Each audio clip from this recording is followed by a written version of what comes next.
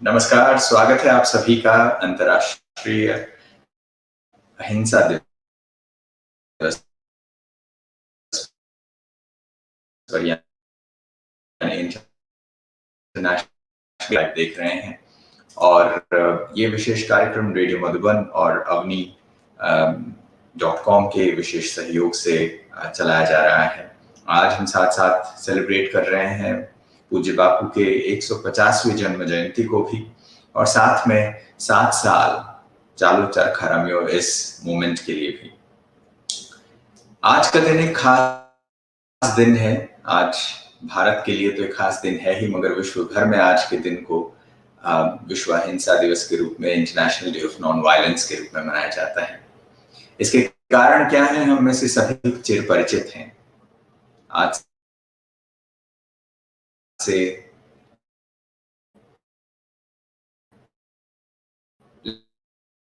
लगभग 1.5 संघर्ष के मायने बदल दिए। प्रयास और प्रयत्न करने के हमारी जो विचारधाराएं थी, उसे एक नया मोड़ दिया। भारत की पुरातन संस्कृति में जो मूल्य निहित हैं, उन्हीं मूल्यों को एक ऐसे बड़े साम्राज्य को, जिसे कहा जाता था कि जहां पर सूरज नहीं डूबता, उसके जड़ों को उखाड़ फेंकने के लिए एक नई क्रांति लाई। और उन्होंने सिर्फ स्वतंत्रता के लिए ही नहीं, मगर भारत को आत्मनिर्भर बनाने के लिए, संसार में अच्छी चीजों के बढ़ावे को ध्यान में रखते हुए एक नई सोच, एक नई विचारधारा को जन्म दिया। आज उस महान व्यक्तित्व को हम जानते हैं, जिन सभी को हम सभी महात्मा गांधी के नाम से याद करते हैं।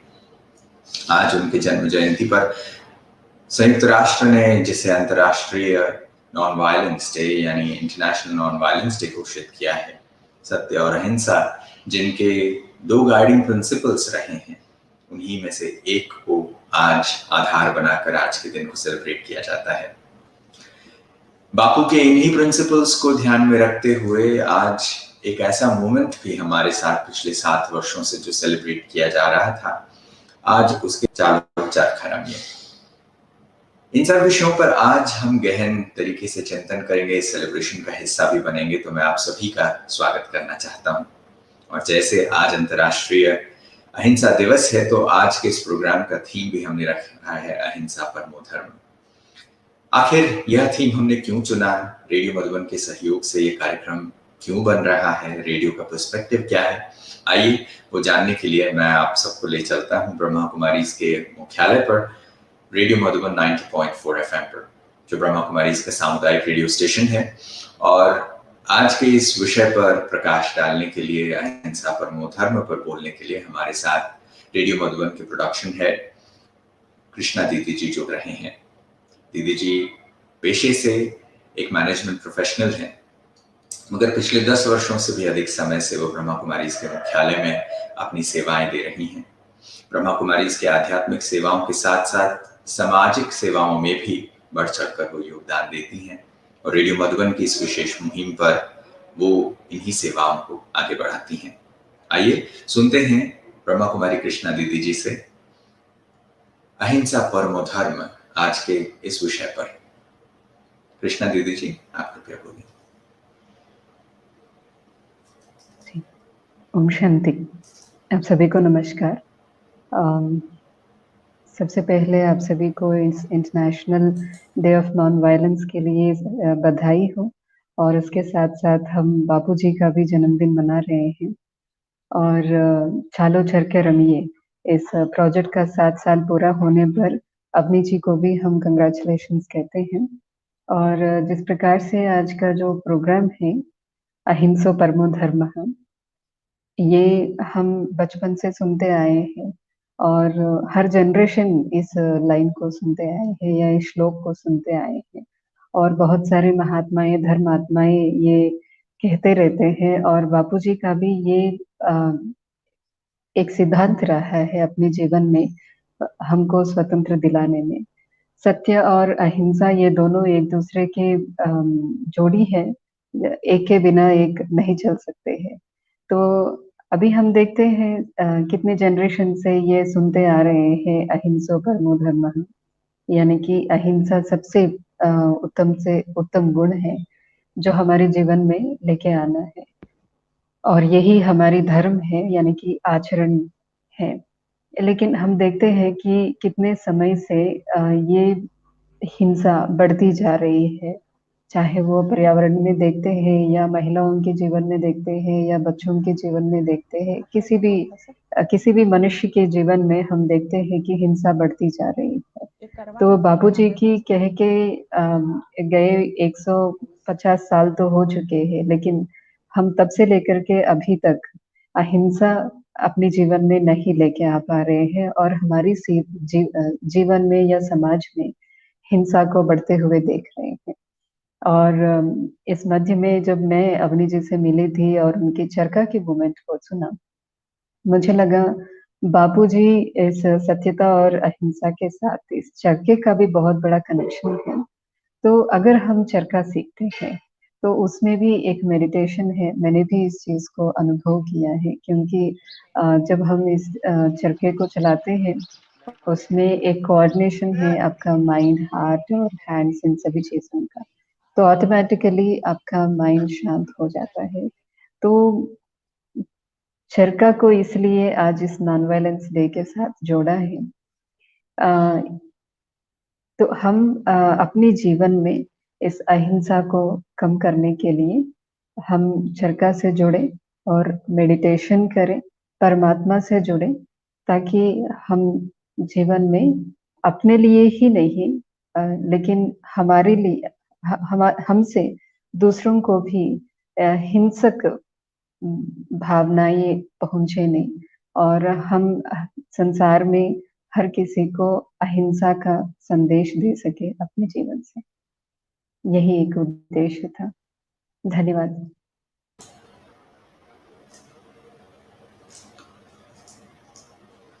बहुत बहुत शुक्रिया कृष्णा जी, आपने बहुत ही सुंदर शब्दों में ये बताया कि भाई आज के दिन को हम अंतर्राष्ट्रीय नॉन वायलेंस डे के रूप में मना तो रहे हैं, इंटरनेशनल नॉन वायलेंस डे के रूप में मना तो रहे हैं, और आज का जो थीम है अहिंसा परमो धर्मो किस लिए चुना। मैं समझता हूँ हम सभी सत्य और अहिंसा के बारे में बापू की कर्मठता को, उनकी स्पिरिचुअल धारणाओं को भी जानते हैं। आइए अब इस कार्यक्रम में जो कृष्णा दीदी जी कह रहे थे कि चरखा एक इम्पोर्टेंट रोल है बापू के जीवन में, तो था ही। और यहाँ तक भी बापू ने कहा था कि अगर उनके जीवन के आखिरी सांस तक भी उनको चरखा चलाने का मौका मिले, तो वो चाहते यही थे कि आखिरी सांस भी उनकी चरखा चलाते हुए बीते। आखिर चरखा के इस मोमेंट को आज के समय में कितना इम्पोर्टेंस है, क्या इसका महत्व है, ये भी हमें समझने की जरूरत है। और जैसे कि मैं आपको बता ही रहा था कि चालो चरखा रमियो, इस मोमेंट का ये 7वां साल है, 7वीं सालगिरह पर हम सभी साथ में जुड़ भी रहे हैं आज। और इसके फाउंडर, इस मोमेंट के फाउंडर हमारे साथ अवनी बारिया जी हैं, जिनके साथ हम अगली बातचीत करने वाले हैं। कुछ सवाल जवाब हम उनसे करेंगे। मैं थोड़ा सा अवनी जी का परिचय करा देना चाहता हूँ। अवनी जी गुजरात के वारियर कम्युनिटी में, जो एक ट्रेडिशनल पॉटर्स की कम्युनिटी है, वहाँ से जन्मी है। और वहाँ से बचपन से ही उनके अंदर आर्ट्स एंड क्राफ्ट के लिए एक प्यार, एक समझ उनके अंदर आई है। और अपने घर में जो उनको कल्चर मिला, जो लेगेसी है, जो हमारी सभ्यता है, जो हमें विरासत में जो चीज़ें मिली हैं, उन सब चीज़ों को बहुत ही प्यार से एडमायर करती हैं। फॉर्मल एजुकेशन में उन्होंने एमए इन आर्ट्स और हेरिटेज मैनेजमेंट लंदन से किया, और पिछले 20 वर्षों से भी अधिक समय से वो पढ़ाने, आर्ट को मैनेज करने, क्राफ्ट को डिज़ाइन करने, इन सभी चीज़ों में उन्होंने अपना अनुभव किया है। 1996 से एक रिसर्चर के रूप में, एक मल्टी डायमेंशनल डिज़ाइनर के रूप में, ब्रांड मैनेजर के रूप में, teacher, lecturer, publicity strategist, manager, मर्केंडाइजर, facilitator, curator, mentor, ऐसे बहुत सारे हैट्स उन्होंने पहने हैं। और वो हमेशा ये कहती हैं कि उनके जो हम्बल अपब्रिंगिंग्स रहे हैं, वो उन्हें पर्यावरण के नज़दीक लाती हैं। Recycling, reusing, upscaling, upcycling, hand skills और क्राफ्ट्स और डिज़ाइन के बारे में उनके अपने माता पिता से जो शिक्षाएं मिली हैं, वो अपने पर्सनल लाइफ में और अपने काम में, दोनों में डेमोन्स्ट्रेट करती हैं। और वो हमेशा ये मानती हैं कि जीवन एक सीखने की यात्रा है और जब तक आप जीते रहेंगे तब तक आपको सीखते रहना है और नॉन फॉर्मल एजुकेशन के इम्पोर्टेंस को समझती हैं।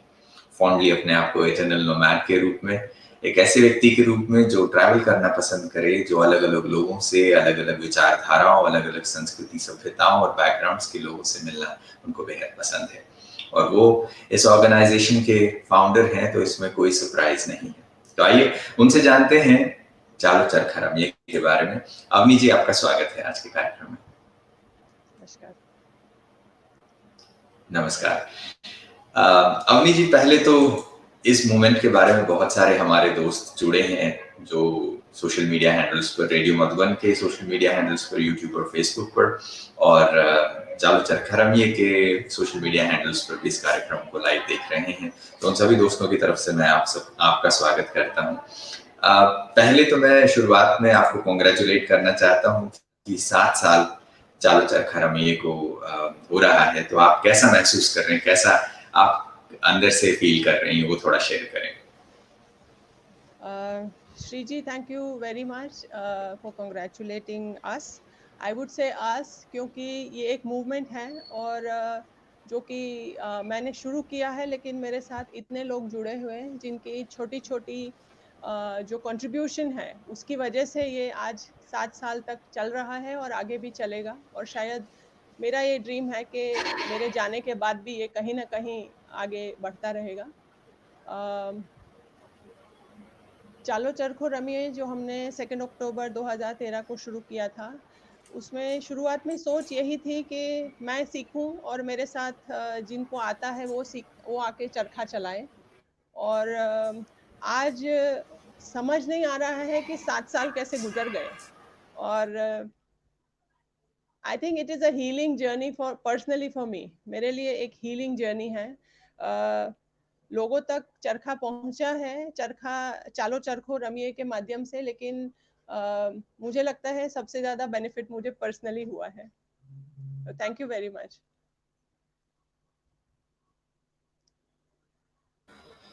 बहुत बहुत शुक्रिया। बड़े ही ह्यूमिलिटी के साथ आप इस चीज को एक्सेप्ट कर लेती हैं कि 7 साल कैसे बीत गए, बट हम समझते हैं कि एज अ फाउंडर एक व्यक्ति को, एक मोमेंट को दिशा देने के लिए बहुत सारे चैलेंजेस फेस करने पड़ते हैं।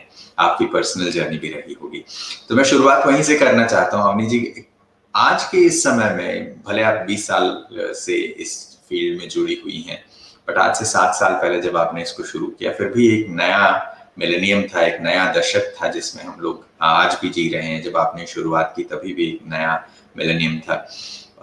और आपको क्या लगा कि आज के इस समय में चरखा जैसी चीज जो हम ऑलमोस्ट भूल गए थे, या हम ये कहें कि मॉडर्नाइजेशन के चलते हमें इसके अहमियत के बारे में ज्यादा जानकारी नहीं है, तो आपने वापस चरखा को रिविजिट करना क्यों चाहा? क्या इसकी अहमियत है? क्या चीज आपको मोटिवेट की, इंस्पायर की कि आपने ये मूवमेंट शुरू किया?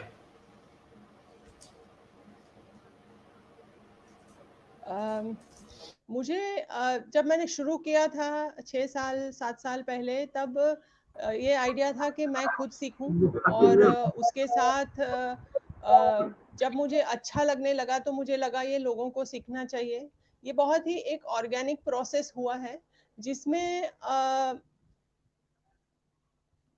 एक तो एस्पेक्ट ये है कि जब मैंने शुरू किया उसके कुछ सालों से हैंडलूम्स को भारत में बहुत महत्व दिया जा रहा था। काफ़ी लोग इंडिविजुअली और ऑर्गेनाइजेशंस के माध्यम से हैंडलूम्स रिवाइव कर रहे थे। आज भारत में हैंडलूम्स बहुत अच्छी तरह से रिवाइव हो रही है और हो चुकी है। ये है कि धागा हम जो यूज़ करते हैं, काफ़ी सारा धागा, मतलब मेरे ख्याल से 99% धागा हम मशीन का यूज़ करते हैं। 5% जो बोल सकते हैं पूरी टेक्सटाइल इंडस्ट्री में।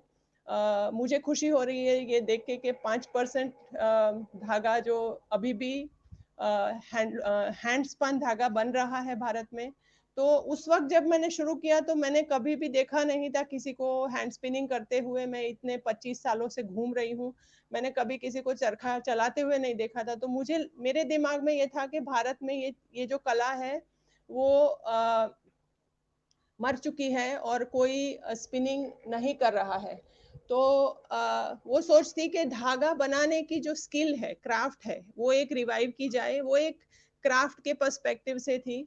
और वो 5-7 साल में जो लोगों से जुड़ रही हूँ, आज भी हमारे साथ जो स्क्रीन पे आप देख रहे हैं लाइव, भारत के अलग अलग जगह से जो कारीगर हैं, जो लोग स्पिनिंग कर रहे हैं, कुछ लोग हैं जिन्होंने अभी अभी सीखा है, जो लोग स्पिनिंग कर रहे हैं। तो धागा बनाने की एक कला को रिवाइव करना एक इम्पॉर्टेंट चीज थी। दूसरी चीज थी कि हमारे बच्चे आजकल हाथ से मोबाइल के अलावा कुछ यूज नहीं करते हैं। तो हैंड्स, हेड एंड हार्ट का जो ट्यूनिंग होता है बॉडी में, तब जाके एक धागा बनता है। और ये बहुत ही इम्पोर्टेंट है कि ये बहुत ही इम्पोर्टेंट है कि हम अपने हाथों को, अपने शरीर को यूज करके कुछ काम किए तो वो हमारे लिए बहुत बेनिफिशियल होता है for our mental health, our physical health. और एजुकेशन में चरखा आज से कुछ साल पहले स्कूलों में सिखाया जाता था, बरसों से सिखाया जाता था, उसकी फॉर्मल ट्रेनिंग्स हुआ करती थी। और मेरे लिए एक सरप्राइजिंग शॉक था कि मेरी माताजी ने और मेरे मामा जी ने ये स्कूल में फॉर्मली सीखा था एज अ किड। तो मुझे ये लगा कि ये चीज़ वापस से स्कूलों में लाई जाए, क्योंकि जब स्कूलों में क्राफ्ट की बात होती है तो आजकल ओरिगेमी, पेपर क्राफ्ट, कुछ ऐसी ऐसी उटपटांग चीज़ें मेरे हिसाब से सिखाई जाती है कि हमारी जो कलाएं हैं, भारत की कलाएं जो है, जो जिसमें पॉटरी है, वीविंग है, फार्मिंग है, ये सारी चीज़ें अगर हम सिखाएं तो जो हेरिटेज को रिवाइव करने की बात है, वो ना सिर्फ प्रोडक्शन के माध्यम से बट स्किल डेवलपमेंट के नाम से आगे बढ़ेगी, क्योंकि हमारे लिए हमारा यूथ ही हमारा फ्यूचर है। तो एक फोकस ये भी था कि ये चीज़ को कैसे स्कूलों में और अलग-अलग प्रोग्राम्स के माध्यम से हम वापस भारत की प्रजा में फैलाएं। तो ये 2-3 चीज़ें थी जो मेरे लिए शुरुआत का फोकस था।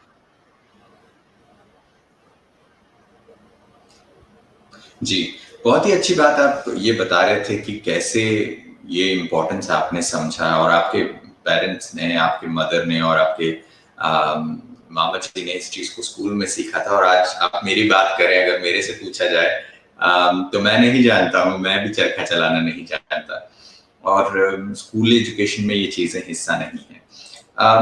आप ये कह रहे थे कि बच्चे आजकल ऐसे हो रहे हैं कि हम सेल फोन्स और इन्हीं सब चीजों में, टेक्नोलॉजी में बहुत ज्यादा कनेक्टेड हो गए हैं और इसकी वजह से देख रहे हैं कहीं ना कहीं एक डिस्कनेक्ट सा महसूस भी होता है। मैं इससे पहले कि इस बात को पूछूं कि एजुकेशन पॉलिसी में इसको लाने की आवश्यकता क्या है, मैं आपसे ये पूछना चाहता हूँ कि यंगस्टर्स को और बच्चों को चरखा से जोड़ने की आवश्यकता क्या है। आपने ये कहा कि भाई हम अपने रूट से जुड़ें, बट हमें अगर ये लगने लगता है कि उनको ये फायदे दिखाए जाएं कि भाई क्यों ऐसा करना चाहिए, ऐसे बच्चों में और यंगस्टर्स में इंटरेस्ट ले आना हो, तो क्या रीजंस आप देते हैं, आप कैसे कनेक्ट करते हैं बच्चों और यंगस्टर्स को इस चीज से? बच्चों में मेरे लिए ये इम्पोर्टेंट है कि उनमें जो पॉजिटिव एनर्जी होती है या जो ऊर्जा होती है, they are very very hyper, that's what we say. लेकिन वो हाइपर नहीं है, वो नेचुरल है। बच्चे बचपन में जो उनके अंदर जो प्राकृतिक ऊर्जा होती है उसको हम चैनलाइज नहीं कर पा रहे हैं, इसीलिए शायद वो लोग किसी और चीज में डाइवर्ट हो जाते हैं, कभी एग्रेसिव हो जाते हैं, कभी वो लोग कुछ गलत चीजें में पड़ जाते हैं। और आई थिंक ये जो ऊर्जा ह्यूमन बीइंग के अंदर होती है उसको पॉजिटिवली डाइवर्ट करना चाहिए कंस्ट्रक्टिव कामों के लिए। और हैंड स्किल्स एक ऐसी चीज है, किसी भी तरह का हैंड स्किल, और चरखे का जो हैंड स्किल है अगर कोई सीखता है तो एक तो खुद से जुड़ता है, वेरी इंपॉर्टेंट। आज हम हमारे खुद के लिए समय नहीं निकालते, उसी तरह से बच्चों का भी यही होता है कि बच्चे इतना हाइपर होते हैं और उनको बहुत ही काइंड ऑफ माता पिता के फोकस्ड एरियाज में उनको करवाया जाता है। जैसे कोई किसी क्लासेस में जाता है, किसी स्विमिंग में जाता है, स्पोर्ट्स में जाता है, सब कुछ जरूरी है, लेकिन बच्चे को क्या चाहिए उसको खुद को समझ नहीं होता है, इसीलिए वो कर भी लेता है एक्टिविटी, लेकिन वो एंजॉय नहीं करता है। और चरखे में ये है कि आज तक हमने अपने 7 साल की जर्नी में जितने भी बच्चों से मिले हैं, 3 साल का बच्चा भी हमारे यहाँ पार्टिसिपेट कर चुका है। तो जब वो चरखे के ऊपर बैठता है तो वो उस टेक्नोलॉजी को बड़े गौर से देखता है। बच्चों को ऑब्जर्वेशन से समझाया जाता है। हर एक ये नॉर्मल बात है कि हम किसी को सुनते नहीं हैं, हम किसी को देख के उसका अनुकरण फटाफट कर लेते हैं। उसी तरह से बच्चे भी आसपास में जो हो रहा है उसको देख के एब्जॉर्ब करते हैं। और अगर घर में चरखा है या कहीं पे उनको चरखा सिखाया जाए तो वो लोगों का एक तो लर्निंग पावर बहुत क्विक होता है। तो जब बच्चे ये करेंगे तो ऑब्वियसली उनकी जो एनर्जी है वो चैनलाइज होगी।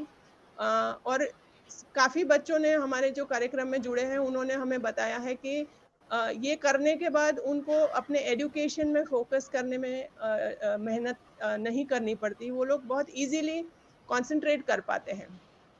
तो क्योंकि वो अपना सारा बाकी चीज़ों का ध्यान, जो डिस्ट्रैक्शन है वो लेके एक जगह पे आता है, तो वो कंसंट्रेशन बढ़ता है और उसकी वजह से पेशेंस बढ़ती है उनकी, और उसी की वजह से वो बाकी सारे कामों में बहुत अच्छे से ध्यान दे पाएंगे। मेरा खुद का भी अनुभव है, ये सिर्फ बच्चों का नहीं, किसी भी एज ग्रुप में किसी भी बैकग्राउंड का इंसान अगर चरखा चलाता है तो ये सारे फायदे उनको होते हैं। जी। जैसे आप जो चीजें भी बता रहे थे कि इसकी बेनिफिट्स क्या है, जैसे हम देख रहे हैं कि बढ़ते हुए समय में स्पेशली कोरोना और लॉकडाउन और ये सब कुछ जो चीजें हुई हैं उसमें हमने इस चीज को समझा है कि मेंटल हेल्थ इश्यूज एक बहुत बड़ी चीज हो रही है।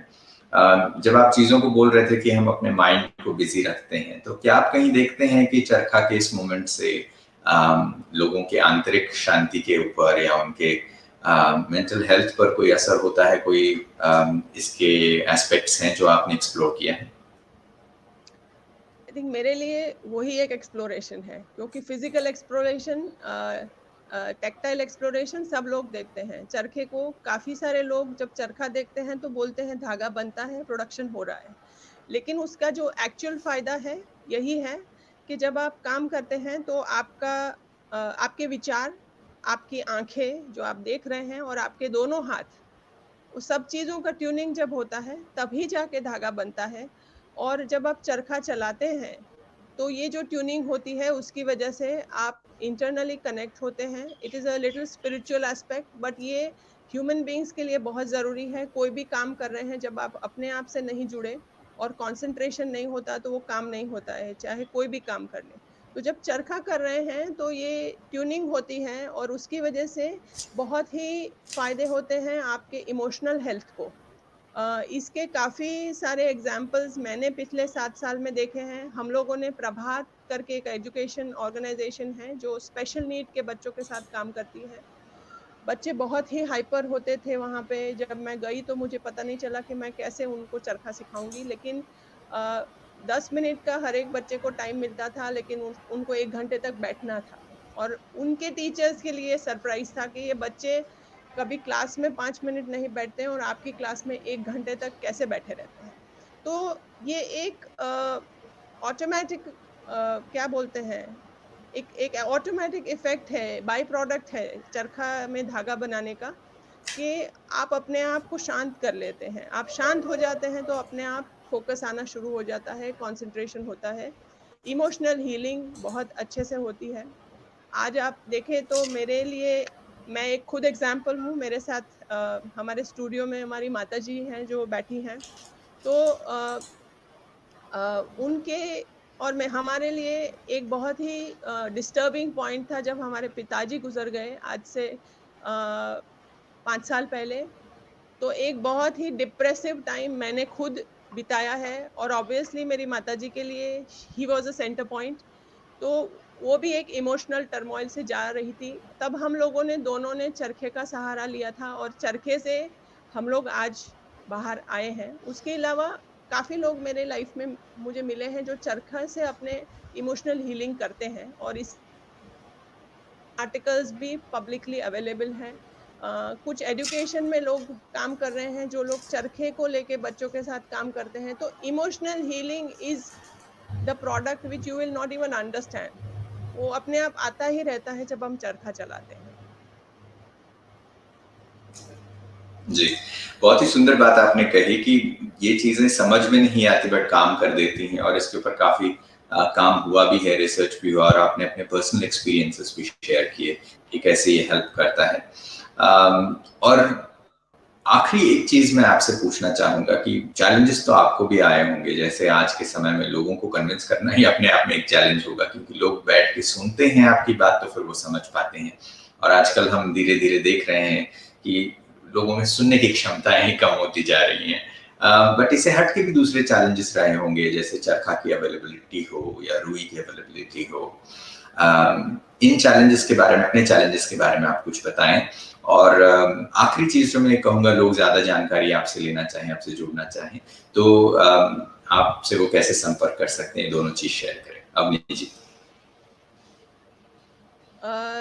आई थिंक चैलेंजेस हर चीज में होते हैं। अगर आप जीवन सही में जी रहे हैं तो चैलेंजेस होते हैं।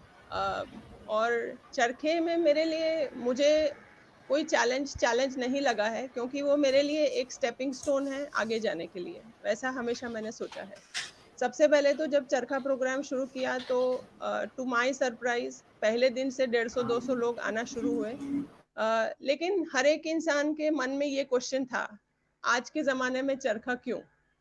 उसके काफ़ी हम लोग उसकी काफ़ी हम बात कर चुके हैं आगे। और दूसरा ये था कि चरखा चलाना है, लोगों को भी चलाना है। काफ़ी लोग बोलते हैं कि हमको किसी ने चरखा गिफ्ट दिया है, सीखें कैसे? तो कैसे लोगों तक ये एजुकेशन पहुंचाया जाए, ये भी एक चैलेंज है, क्योंकि मैं अकेली हूँ और मैंने काफ़ी जगह पे घूम के लोगों को सिखाया है। हर स्टेट में, हर सिटी में मांग है आज चरखे की, लोगों को सीखना है। तो हम कोशिश कर रहे हैं कि हम टीचरों को ट्रेन करें या इनको ट्रेन करें जो टीचिंग करना चाहते हैं चरखे की। दूसरी ये चैलेंज रही है हमारी कि अच्छे फिनिशिंग वाले चरखे पूरे भारत में अवेलेबल नहीं है। सिर्फ 2 ही जगह हैं, एक अहमदाबाद है और एक वर्धा है, जहाँ पे चरखे आज भी मेरे जानकारी के हिसाब से बनते हैं।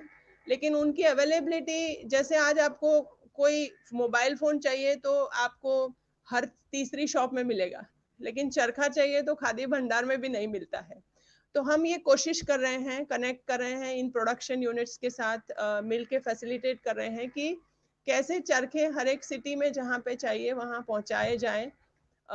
अवेलेबिलिटी ऑफ कॉटन और एनी अदर फाइबर, जैसे हम सिल्क में, शीपूल में, मरीनो वूल में, सब फाइबर्स में हम एक्सपेरिमेंट कर चुके हैं। और ये ज़रूरी है कि किसी को, जैसे किसी को इच्छा होती है लेकिन वो चीज़ें अवेलेबल नहीं है तो वो उत्साह मर जाता है, कुछ समय में उत्साह मर जाता है। तो वो बहुत इम्पोर्टेंट है कि ये जो लाइन ऑफ प्रोडक्शन है, मटेरियल है, टूल्स हैं, उन सब चीज़ों को इजीली एक्सेस करवाया जाए। आई थिंक काफ़ी गवर्नमेंट संस्थाएं हैं जिनके लिए ये इम्पोर्टेंट है कि वो इसके ऊपर ध्यान दें, वो कर रहे हैं। लेकिन उसको पहले ये था कि हम जब भी खादी भंडार में जाते पूछते तो बोले मैडम कोई मांगता ही नहीं है, हम क्यों रखें? तो अब हम ये कहना चाहेंगे कि हर एक रखा है 2-3, तो लोग की मांग है और लोग एक्सेप्ट करेंगे, और ये इजी एक्सेसिबल होगा तो लोग जल्दी से उसको सीखने के लिए खरीद भी लेंगे। बाकी तो चैलेंजेस बहुत सारी आती है, मगर I think challenges are not important for me. मेरे लिए पॉजिटिव एस्पेक्ट है कि 100% जितने लोग आज तक हमारे साथ जुड़े हैं, सब लोगों ने चरखे का समर्थन किया है। और आज हमारे साथ कुछ लोग हैं जो नई पीढ़ी के लोग हैं, जो लोग कर रहे हैं। तो आप देख सकते हैं कि चरखे का सीखने का मन और चलाने का मन सबको है। फायदा किसी को पता नहीं होगा, किसी को पता होगा। बट चैलेंजेस के साथ मेरे लिए चरखा प्रोजेक्ट के साथ बहुत सारे लोग इनफॉर्मली जुड़े हैं, और उन सब के साथ की वजह से हम आज 7 साल कंप्लीट सक्सेसफुली कर रहे हैं। सो इम्पॉर्टेंट है कि जो पॉजिटिविटी है उसके ऊपर मैं ध्यान रखती हूँ। जी, बहुत ही सुंदर बात आपने कही और मैं समझता हूँ ये अपने आप में एक मैसेज है और बहुत सारे लोग इससे इम्प्रेस्ड भी हैं और 7 साल का सफर जो पूरा हुआ है तो यही पता चलता है कि एक ऑर्गेनाइजेशन ग्रो हो रहा है, लोग जुड़ रहे हैं तो पता चलता है कि हाँ, उसकी अहमियत लोगों को समझ में आ रही है और कहीं न कहीं वो सीप इन कर रहा है। अम, जो लोग आपसे संपर्क करना चाहते हैं उन सभी दोस्तों के लिए मैं बता देता हूँ कि आप अवनी जी से संपर्क कर सकते हैं कि वेबसाइट पर avniwarrior.com पर अवनी जी के फेसबुक पेज पर चालू चरखा रमिए मूवमेंट के लिए भी आप गूगल सर्च कर सकते हैं, फेसबुक पेज पे आप जा सकते हैं, लिंक्डइन पर आप जानकारी ले सकते हैं। एक सिंपल गूगल सर्च से आपको जब इतनी सब जानकारी मिल सकती है तो फिर आपको समझ में आ जाएगा कि कितना बड़ा मूवमेंट है और कितने लोग इसके साथ जुड़े हैं। दोस्तों चालू चरखा रमिए इस मूवमेंट के लिए भी और आज international day of non violence है, इसके लिए हमारे पास बहुत सारे जाने माने लोगों से मैसेजेस हैं और वीडियो मैसेजेस उन्होंने आज हमारे साथ बना के भेजे हैं। कुछ लोग फिजिकली नहीं जुड़ पाए इसलिए भी उन्होंने वीडियो मैसेजेस भेजे हैं। तो हम बहुत फॉर्चुनेट हैं कि ऐसे मशहूर मारूफ हस्तियां हमारे साथ जुड़ रही हैं और उन्होंने हमारे लिए मैसेजेस भेजे हैं, तो हम उन मैसेजेस में से कुछ मैसेजेस को सुनने की कोशिश करते हैं। जैसे आप देख रहे हैं स्क्रीन पे कि जैसे हम प्रोग्राम रहे हैं तो प्रोग्राम के समय पर भी हमारे भारत के दूसरे कोनों से लोग चरखा चला रहे हैं, वहां पर वो धागा बना रहे हैं। तो ये चीज इस मूवमेंट की अहमियत को हम सबके सामने प्रस्तुत भी करता है। आज हमारे साथ पहले वीडियो मैसेज में कुछ प्रोमिनेंट लोग होंगे। मैं सभी का परिचय तो नहीं कराऊंगा, आप जब देखेंगे तो आप स्वयं पहचानेंगे। आज के वीडियो मैसेज में सबसे पहले हमारे साथ श्री तुषार गांधी जी जुड़ेंगे और तुषार गांधी जी किसी परिचय के मोहताज नहीं है। वो महात्मा गांधी के ग्रेट ग्रैंडसन हैं, एक जाने माने डिप्लोमेट हैं। उनके काम को जितने बापू के उनसे दैहिक संबंध के बारे में बताया जाता है कि उनका खून का रिश्ता है, मगर उस रिश्ते से भी ज्यादा उनके जीवन में बापू की फिलॉसफी को उसको देखने का मौका मिलता है। उन्होंने खुद भी उन पर जो अध्ययन किया है उस चीज को भी देखने को मौका मिलता है। तो आइए तुषार गांधी जी से इस विशेष उपलक्ष्य पर संदेश सुनते हैं वीडियो के माध्यम से। May we have the video, please? Gandhi जयंती के इस अवसर पर आप सबको मेरी शुभकामनाएं। बापू के वक्त में बापू गांधी जयंती को रेटिया बारस मान के भी मनाते थे और उस दिन को चरखे को उनका प्रतीक बनाकर सूत कताई में पूरा दिन व्यतीत करते थे। ये जो चरखा है वो महज एक खादी का प्रतीक नहीं है, वो बापू के ग्राम स्वराज के सपने का भी एक प्रतीक है और उस सपने को साकार करने का औजार आज भी बन सकता है। अगर हर घर में एक चरखा होगा और हर चरखे के सूत को बुनने के लिए एक लूम होगी तो आज भी ग्राम स्वराज का बापू का सपना हम साकार कर सकेंगे। और हमारे खुद के लिए भी चरखे का एक बहुत महत्व है। बापू ने हमेशा ब्रेड लेबर को महत्व दिया था। उन्होंने हमेशा ये कहा था कि जो भी इंसान कुछ खाता है, कुछ उपभोगता है अपनी भूख मिटाने के लिए, तो उस अन्न के वैल्यू का उसने श्रम, शारीरिक श्रम करना चाहिए। और बापू ने अपने लिए जीवन भर में सूत कताई को एक शरीर श्रम का प्रतीक मानकर जब भी वो खाना खाते थे तो वो सूत कताई करते और उसे अपना ब्रेड लेबर कहते। हमें भी ये ब्रेड लेबर का महत्व समझना बहुत ज़रूरी है और अगर उसमें हम श्रम करते वक्त अगर सूत कताई करके कुछ उत्पन्न भी कर सके तो सोने में सुहागा। इसलिए आप लोगों को सबको मेरा अभिनंदन जो चालो रेटियो रमिए ये अभियान के साथ जुड़े हुए। I first met Avni in Ahmedabad about 8 years ago during a heritage conference, and from there our relationship grew. I was professor at IIT Gandhinagar, and just this last year we ran an entire Charkha workshop on the campus, had wonderful support from a lot of students, and we found that returning to these ancient traditions or old traditions, Gandhian ways of being, are truly beautiful ways to bring new change to our country and to the whole world. So I thank Avni for all of her dedication and hard work, sadhana. I congratulate Avni Waria for taking up this simple activity to popularize the message of Mahatma Gandhi through this spinning wheel, that let us do everything, whatever we are engaged in, let us do that which is beneficial to the last man, a greatest talisman of Mahatma Gandhi. This is a message which I am very pleased to give in this 150th birthday anniversary of Mahatma Gandhi. We run residential schools since 1995, and here rural children are taught spinning the charkha, and it's an important skill which is being taught to them. So PCT has always believed in working with reviving cultures.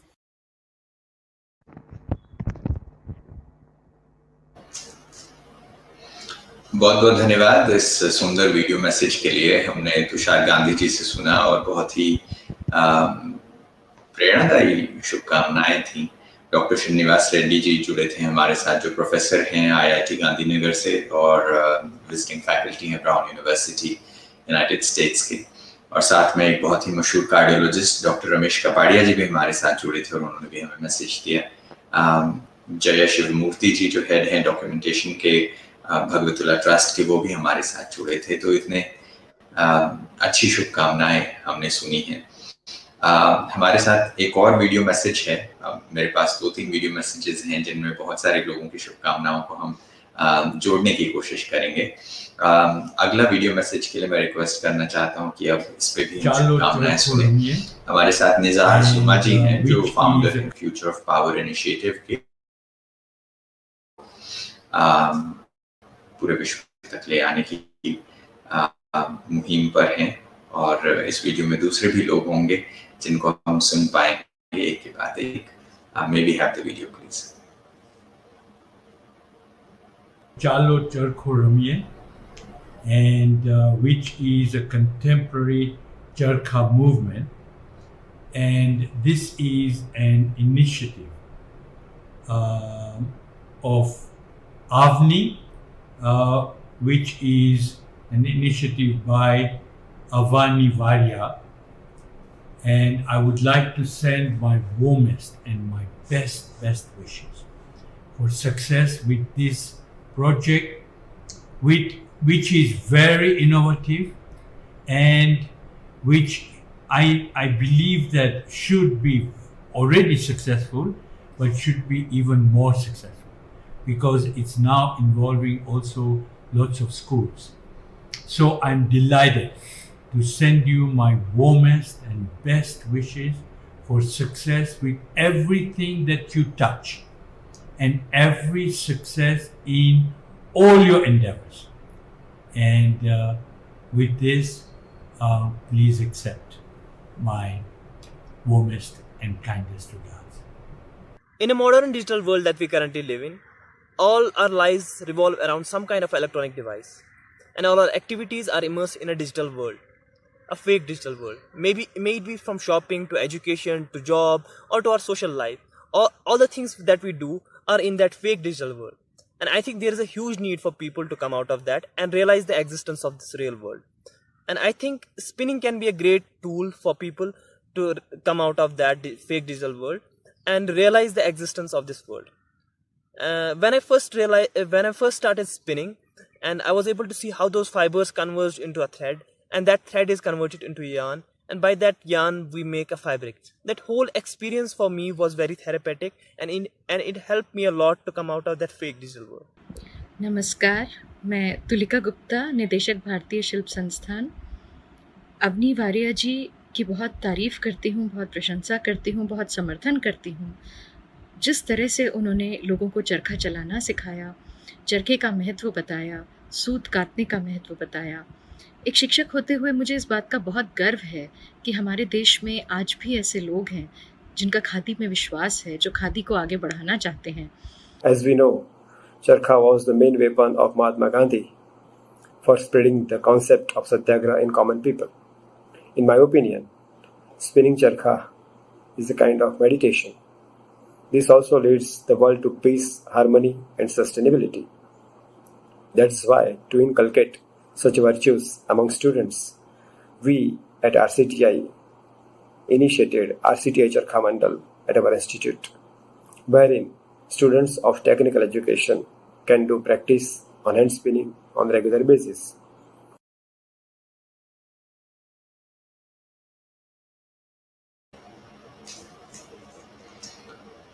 बहुत ही सुंदर video messages हमने सुने। Nizar जुमा जी video में पहले हमारे साथ जुड़े थे। एक बहुत ही जाने माने इंडस्ट्रियलिस्ट हैं जो अफ्रीका में बेस्ड आउट हैं, मगर वो फॉर्मर चेयरपर्सन हैं आगा खान फाउंडेशन के, और एडिडास जो स्पोर्ट्स वेयर की कंपनी है उसके वो बोर्ड मेंबर हैं, और बहुत सारे प्रोमिनेंट कंपनीज के, इंटरनेशनल कंपनीज के वो बोर्ड मेंबर हैं।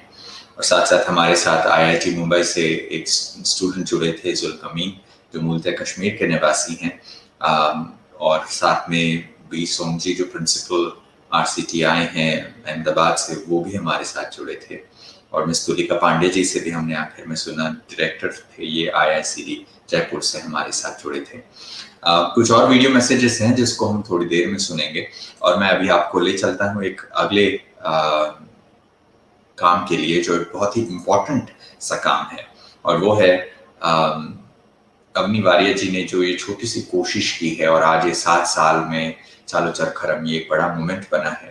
तो इसके ऊपर एक छोटी सी किताब की लॉन्चिंग हम करना चाहते हैं, और चरखे की यात्रा पर, चरखे की जर्नी पर अवनी जी से वापस सुनते हैं। तो बुक लॉन्चिंग के लिए अगर हम तैयार हों तो मैं अवनी जी से रिक्वेस्ट करता हूँ कि अवनी जी के मदर हमारे साथ जुड़ेंगे, और जो विशेष आज इस चीज के लिए हमसे बुक लॉन्च करेंगे। मैं उनसे अनुरोध करता हूँ कि बुक लॉन्च किया जाए। बुक लॉन्च से पहले हम अवनी जी से इसके बारे में सुनना चाहेंगे कि जर्नी ऑफ चरखा जो है उसके बारे में अपने कुछ शब्द व्यक्त करें। अवनी जी।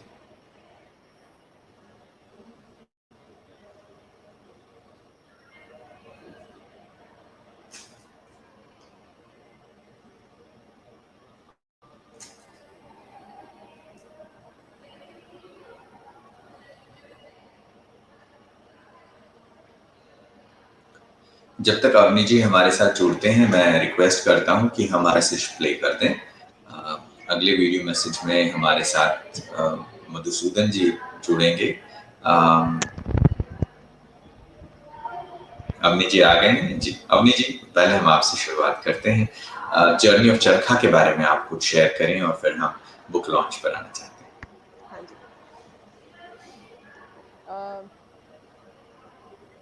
श्री जी एक बार फिर से सुनाई नहीं दे रहा है जी। मैं आपसे ये पूछना चाहता था कि जर्नी ऑफ चरखा के बारे में आप हमें शेयर करें। आपकी जर्नी ये 7 साल की कैसी रही है, और ये जो हम बुक लॉन्च करने वाले हैं इसके कंटेंट्स के बारे में भी आप हमें कुछ शेयर करें। 7 साल की जर्नी को अगर मैं सिर्फ एक क्रक्स में बताना चाहूँ तो ये है, करीबन 5 या 6-7 राज्यों में हमने काम किया है। जब शुरुआत की तो अहमदाबाद से शुरू की थी, और गांधी जी का अफ्रीका के आने के बाद जो पहला आश्रम इंडिया का है, कोचरब आश्रम, वहाँ से इनॉग्रल हुआ था। शुरुआत में सिर्फ महीने में एक कार्यक्रम करते थे, और 3 महीने के बाद कार्यक्रम को इतना सराहा गया कि हमें करीबन हर हफ्ते एक कार्यक्रम करना पड़ा। और आई थिंक 6 महीने के बाद हमने शुरू किया ट्रैवलिंग, पूरे इंडिया में ट्रैवलिंग किया है। कार्यक्रम आई थिंक ऑनलाइन तो ये पहली बार हो रहा है बाकी हर टाइम फिजिकली कम से कम 100-150 लोग हर एक कार्यक्रम में पार्टिसिपेट कर चुके हैं। गुजरात, गोवा, महाराष्ट्र, राजस्थान, उत्तराखंड, कर्नाटका और उत्तर प्रदेश, ये 5 राज्यों में हमने promotional activity, first hand experience और फॉर्मल ट्रेनिंग्स दी है। फॉर्मल ट्रेनिंग में हमारी जो ट्रेनिंग होती है वो 30 घंटे की होती है, और 30 घंटे में एक इंसान पूरी तरह से चरखे को चलाने में, यान वाइंड अप करने में सक्षम हो जाता है। ये जो जर्नी है उसमें सिर्फ चरखा सिखाना ही नहीं, लेकिन ऑर्गेनिकली काफ़ी कारीगरों से जुड़ी हूँ। पहले मुझे लगता था कि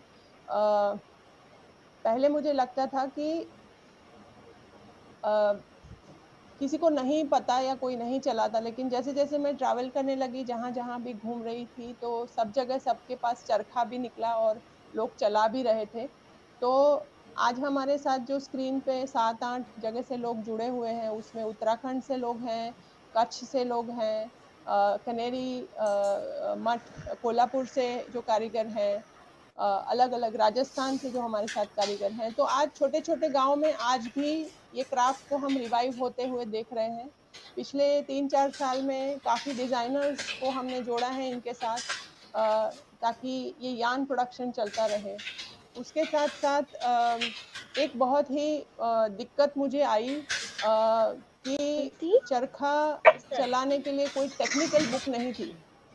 मैंने जो सीखा है वो मैंने लोगों को करते हुए देख के सीखा है, और बीइंग अ टीचर मुझे लगा कि एक टेक्निकल मैनुअल होना चाहिए, कि वो बेसिक चीज़ से एटलीस्ट इंसान खुद चरखा अगर खरीदे तो उसके साथ अगर बुकलेट हो तो वो खुद बेसिक चरखा सीख सके।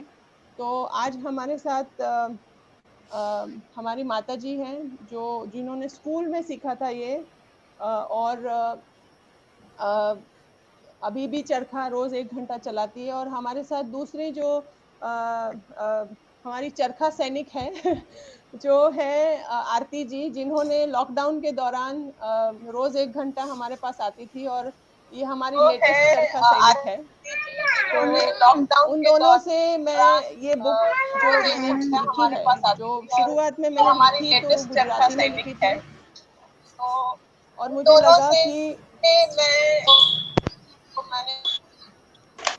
लगा कि मुझे ये दूसरी लैंग्वेजेस में करना चाहिए, क्योंकि हिंदी भारत में काफ़ी लोग बोलते हैं, समझते हैं, और इंग्लिश भी ज़रूरी था। तो 2 साल की मेहनत के बाद ये किताबें नवजीवन ट्रस्ट, जो गांधी जी का जर्नलिज्म वर्टिकल है, उन्होंने ये पब्लिश की है। और मैं मेरी माताजी को और आरती जी को निवेदन करूंगी कि वो बुक इनॉग्रेट करेंगे। आप देख पाएंगे। किताब के बारे में हम बाद में बात करते हैं।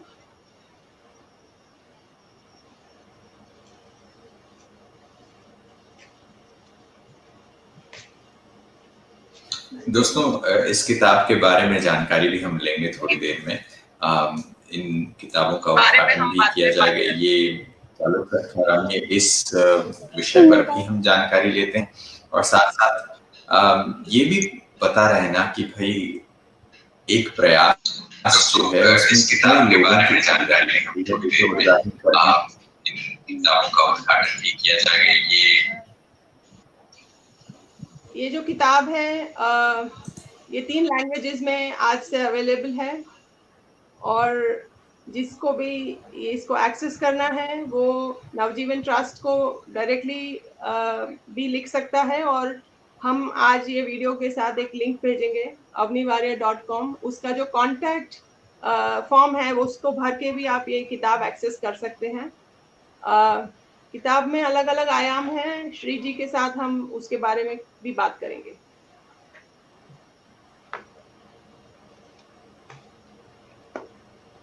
गुजराती वर्जन। हाँ जी। तो ये जो आपने पहले तो कॉन्ग्रेचुलेशन इस बुक लॉन्च पर, और हम सभी के लिए एक रिसोर्स बनेगा, और बहुत सारे दोस्तों के लिए भी जो आने वाले लोग हैं जो भविष्य में भी इन चीज़ों के बारे में सीखने की उत्कंठा रखेंगे, उन सब के लिए एक गाइडिंग टूल बनेगा। बहुत बहुत शुक्रिया अवनी जी कि आपने इस किताब को कंपाइल किया, इसको बहुत सुंदर तरीके से डिज़ाइन भी किया।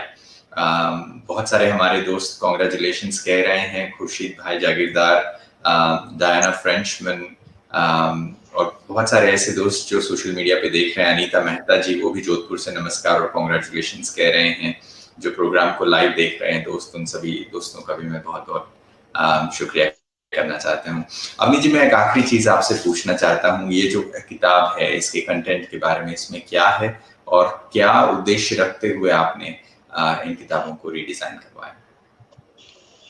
जब मैंने किताब लिखना शुरू किया तो मेरे पास एक रेफरेंस था, गुजरात विद्यापीठ जो गांधी जी की फाउंडेड यूनिवर्सिटी है,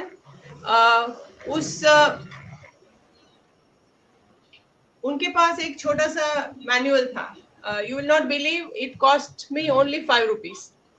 बहुत पुरानी किताब थी जो मुझे रमेश भाई त्रिवेदी जो गुजरात विद्यापीठ से जुड़े हैं और कोचरब आश्रम को जो आज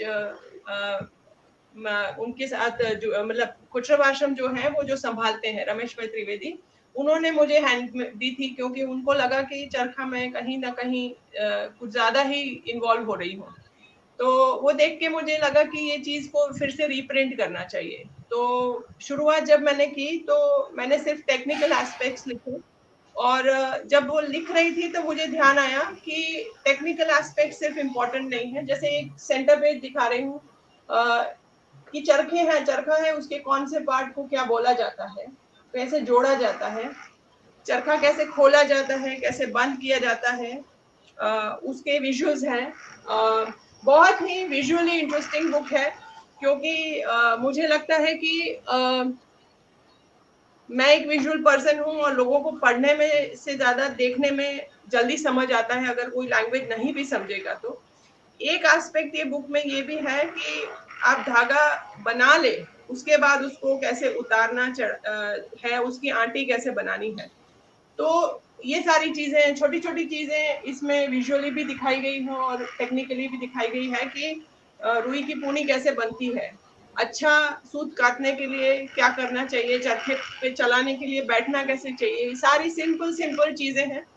और उसके साथ जब मुझे लगा कि मुझे चरखे के बारे में कुछ और भी समझना चाहिए तो मैंने कुछ किताबें जो किताब के पीछे जो रेफरेंस लिस्ट है उसमें दी गई है वो पढ़ी। तब मुझे लगा कि एजुकेशन में बहुत इम्पोर्टेंस उसको दिया गया था और था। टॉपिक में संक्षिप्त में अपने विचार रखे हैं। एक तो है कि जैसा देश वैसी शिक्षा, कि education is very very important related to a region, not to universal education important है, लेकिन जो चीज लोकली कहाँ हम रहते हैं उसके रिलेटेड अगर एजुकेशन हो, और उसमें चरखे का महत्व है। दूसरा है कताई और स्वास्थ्य। हमने काफी डिस्कस कर चुके हैं कि स्वास्थ्य, physical and mental health, emotional health पे चरखे को क्यों अपनाना चाहिए, तो उसके बारे में एक संक्षिप्त में लिखा हुआ है। और तीसरा है कताई और स्वावलंबन। हम आज इनकम जनरेशन की बात करते हैं तो हम सिर्फ पैसे और बहुत ज्यादा पैसे कमाने की बात करते हैं, लेकिन स्वावलंबन जो वर्ड है उसको डिस्क्राइब करके अगर उसको अपनी लाइफ में जिया जाए तो एक चीज थी गांधी जी के लिए कि आप अपना जितना कपड़ा पहनते उतना सूत भी काट ले तो बहुत है। तो उसके एस्पेक्ट्स हैं। और एक बहुत ही इम्पोर्टेंट एस्पेक्ट इसमें डाला है मैंने जो मुझे लगा कि इम्पोर्टेंट है। 7 साल के अनुभव में जब हम खादी शब्द यूज करते हैं तो खादी क्या है, खादी का लेबल लगा तो कपड़ा खादी नहीं हो जाता है।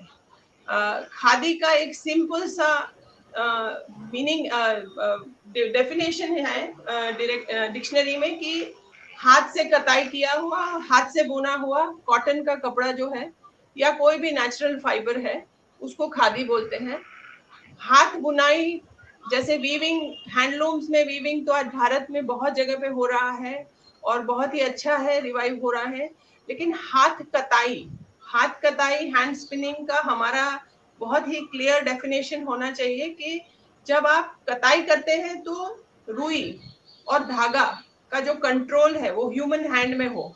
आगे टूल में स्पिंडल हो, चरखा हो, खड़ा चरखा हो, किसान चक्र हो, पेटी रेटिया हो, कोई भी हो, लेकिन रुई और धागे का कंट्रोल ह्यूमन हैंड में हो, उसे हाथ कताई बोलते हैं।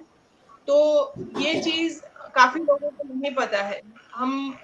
मेरे लिए शॉकिंग था क्योंकि काफी लोग बोलते थे जो मैंने पहना है वो खादी है क्योंकि मैंने खादी के लेबल के साथ खरीदा है।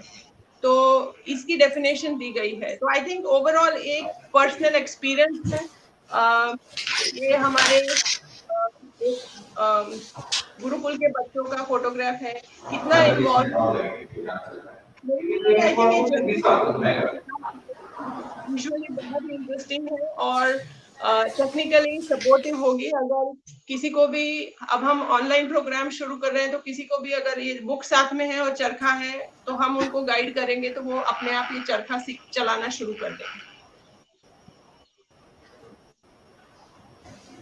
जी, बहुत ही सुंदर बात आपने कही और ऑनलाइन भी ये चीज अब सीखनी पड़ती है और समय के हिसाब से हमें भी नई नई चीजें, एक न्यू नॉर्मल पे हम सभी जा रहे हैं और आपने इसकी महत्व को समझाया और ऑनलाइन सीखने के लिए भी जो प्लेटफॉर्म्स अवेलेबल हैं उसके बारे में इंट्रोड्यूस किया। अब हमारे साथ अवनी जी एक और विशेष अतिथि हैं, हम उनसे भी उनकी राय लेना चाहेंगे। हमारे साथ शांतनु जी हैं। जैसे आप स्वावलंबन की बात कर रहे थे, आजकल ये सस्टेनेबिलिटी, सेल्फ डिपेंडेंस, ये फिर से वापस प्रचलन में आ रहा है और इन शब्दों को हम यूएन डॉक्यूमेंट्स में, सरकारी डॉक्यूमेंट्स में, युवाओं की बातचीत में, इन सभी चीजों में सुनने को मिलता है। और हमारे साथ एक युवा पर्सपेक्टिव लेकर शांतनु जी आ रहे हैं। शांतनु जी पेशे से एक फैशन डिजाइनर हैं, NIFT National Institute of Fashion Technology के वो विजिटिंग फैकल्टी भी हैं। पर्यावरण के प्रति उनको बेहद प्यार है, आध्यात्मिकता और पर्यावरण के प्रति जो विचारधाराएं हैं उस पर उनकी सोच बहुत गहरी और बहुत पकड़ वाली है। ब्रह्मा कुमारीज की तरफ से उन्होंने संयुक्त राष्ट्र में जो एनवायरमेंट कॉन्फ्रेंसेस होते हैं वहां पर भी भागीदारी की है और पिछले साल मैड्रिड में जो कॉन्फ्रेंस हुआ था उस पर भी वो इंडिया को रिप्रेजेंट कर रहे थे। तो आइए उनसे सुनते हैं कि सस्टेनेबिलिटी और ये जो नया मूवमेंट है जो नॉन वायलेंस के बारे में बात करते हैं, दोनों कैसे जुड़े हैं।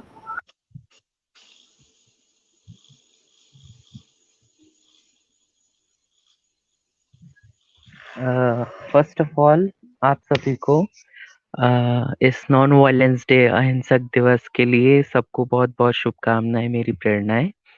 अवनी जी को बहुत बहुत शुभेच्छा कि आपने 7 वर्ष का चक्र बहुत अच्छे से क्रॉस किया है और कई लोग जुड़े हैं, कईयों को बहुत फायदा हुआ है। श्री जी ने जब वर्ड यूज किया सस्टेनेबल, जो कि आजकल बहुत जगह पे यूज होता है, हिंदी में हम उसको कहें तो शाश्वत कहेंगे। शाश्वत क्या है? Everything that can sustain itself is शाश्वत। हर वो चीज जो खुद को संभाले रख सकता है उसे हम शाश्वत कहते हैं। जैसे नदी, पानी का चक्र है, ऋतु का चक्र है, ये सारी चीजें हमें प्रकृति में शाश्वत देखने को मिलती है। ऐसे ही कुछ मूल्य हैं जो बहुत शाश्वत होते हैं, जैसे कि प्यार, शांति, ये शाश्वत कुछ मूल्य हैं। जब हम कोई ऐसे कर्तव्य करते हैं, कुछ ऐसे एक्शंस में खुद को इन्वॉल्व करते हैं जो हमारे ये मौलिक गुण जो हैं, हमारे जो ये आध्यात्मिक वर्च्यूज हैं, वैल्यूज हैं, इनको जब एनहांस करता है या इनको जब बढ़ाता है, तो वो जो एक्ट है उसको भी हम सस्टेनेबल कहेंगे। फॉर एग्जाम्पल जैसे चरखे को जब आप प्रैक्टिस करना शुरू करते हैं, जब हमारा उसके साथ संबंध जुड़ता है, तो हमें देखने को मिलता है कि हमारा माइंड, हमारा फोकस, हमारा hand, everything is very coordinated, बहुत ज्यादा फोकस में होता है। इसकी वजह से मेरे अंदर की जो कैपेसिटी है इन कंसेंट्रेशन वो बढ़ती है and it is helping me to become more sustainable. Similarly there are many other things like for example pottery, जो कुम्हार, अगर आप मान लीजिए बहुत अर्बन लाइफस्टाइल में जीते हैं और आपको पहली बार मिट्टी से खेलने के लिए दिया जाए, जो वो फीलिंग है, आपको जो अनुभव होता है, दैट इज वेरी सस्टेनेबल। तो ऐसे कोई भी एक्ट, चाहे वो पॉटरी हो, चाहे वो चरखा हो, चाहे वो एनीथिंग एल्स हो, जो कि मुझे मेरे मौलिकता से, मुझे मेरे ओरिजिनलिटी से जोड़ता है, उसे हम कहेंगे सस्टेनेबल। तो इसीलिए अगर हम चरखा या पॉटरी या ऐसे एक्ट्स को एक बड़े पैमाने पे एक मास अपील की तरह अगर हम मासेस तक पहुंचा सके, ये हमारे अंदर एक सस्टेनेबल लाइफस्टाइल के लिए एक नया रास्ता खोल देता है।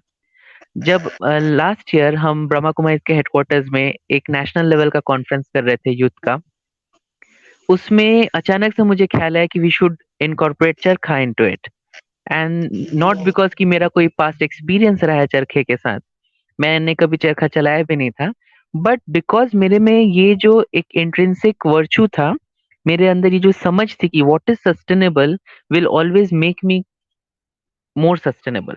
अगर मैं सस्टेनेबल चीजों को, सस्टेनेबल कॉन्सेप्ट्स को, सस्टेनेबल बिहेवियरिज्म को एक्सेप्ट करता हूँ, उसको प्रमोट करता हूँ, it is increasing the sustainability factor inside me. और हमने एक वर्कशॉप रखा अवनी जी के साथ मिलकर के, जिसमें कितने ही यूथ ने इतना इंटरेस्ट दिखाया to work with charkha. And Shri ji, after following that event I went to Madrid for the climate change conference. और आपको जान के ये बहुत खुशी होगी और हैरानी भी होगी कि जो इंडिया पेविलियन था, India pavilion was very much crowded. बहुत ज्यादा विजिट्स होते थे इंडिया पेविलियन में, हर कंट्री का पेविलियन होता था, but India pavilion was very crowded because there was an activity that was charkha kept there. तो कोई भी आता था और चरखे को ट्राई करता था, और ट्राई करने के बाद उन्हें रियलाइज होता था this is so difficult yet so basic. तो ये डिफिकल्ट इसलिए है क्योंकि हम बेसिक या फंडामेंटल चीजों से दूर होते जा रहे हैं। हम सुपरफिशियलिटी के ऊपर, आर्टिफिशियलिटी के साथ, या जो प्लास्टिसिटी है उसके साथ कुछ ज्यादा कनेक्ट हो गए हैं, जिस वजह से ये जो नेचुरल रिदम है इससे दूर हो जाने की वजह से it was very difficult. Yet people used to come there for every day and try and see what they can do with charkha. I like that idea there कि अगर आपको व्यक्ति में चेंज लाना है, उसके विचारों को बदलना है, तो उसको एक एक्शन के साथ जोड़ना पड़ेगा, केवल बातों से नहीं हो सकता। And what better than doing it in live, चाहे चरखे से हो, चाहे पोइट्री से हो, चाहे पॉटरी से हो। Poetry, even poetry is getting lost, you know, so even poetry could be a good way of connecting yourself back with yourself and back with nature. So this is what I think is sustainability in terms of charkha and present day contemporary sustainability. जी, बहुत बहुत शुक्रिया शांतनु जी कि आप हमारे साथ जुड़े और खास आपने अपने अनुभवों को हमारे साथ शेयर किया। शांतनु जी ब्रह्मा कुमारीज रिप्रेजेंटेटिव हैं major youth and children's group के लिए, जो संयुक्त राष्ट्र की एक संघ संस्था है जो युवाओं और बच्चों की आवाज को पर्यावरण से संबंधित चीजों में पहुंचाती है। और पिछले साल के कॉन्फ्रेंस के अनुभवों के बारे में भी उन्होंने बताया कि कैसे जो भारत का कॉन्फ्रेंस था पर्यावरण के ऊपर, भारत के युवाओं के लिए जो एलकॉय यहाँ पर आयोजित किया गया था, उसको रिप्रेजेंट करते हुए ब्रह्मा कुमारीज की तरफ से शांतनु जी वहां पहुंचे और भारत के युवाओं की आवाज वहां पहुंचाने के लिए वो वहां पहुंचे थे। और वहां पर भी जो हमने यहाँ पर एलकॉय में करने को मौका मिला था, जहां पर चरखा चलाने को मौका मिला था, वही चीज संयुक्त राष्ट्र के पर्यावरण कॉन्फ्रेंस जो मैड्रिड में हुई, वहां पर भी भारत सरकार की तरफ से जो ऑफिशियल पैविलियन में देखने को मिला, तो ये कितनी सुंदर सी बात थी। और मैं समझता हूँ शांतनु जी ने बहुत ही सुंदर तरीके से कहा है कि एक खादी का जो मोमेंट है, चरखा चलाने की जो चीज है, वो सिर्फ चरखे तक ही नहीं मगर सस्टेनेबिलिटी हमें वापस अपने रूट्स तक ले जाती है, एक नॉन वायलेंट तरीके से चीजों को इस्तेमाल करने के बारे में बताती है। और उन्होंने बहुत सुंदर तरीके से ये बताया कि अगर ये करेंगे तो ये शाश्वत चीज है, इसके ऊपर हम अपने ऊपर आत्मनिर्भर तो रहेंगे, जो आत्मनिर्भरता के बारे में आजकल बहुत ज्यादा चर्चा भी हो रही है। हम स्वावलंबी होंगे, आत्मनिर्भर होंगे और सस्टेनेबल भी होंगे। शांतनु जी बहुत बहुत धन्यवाद हमारे साथ जुड़ने के लिए।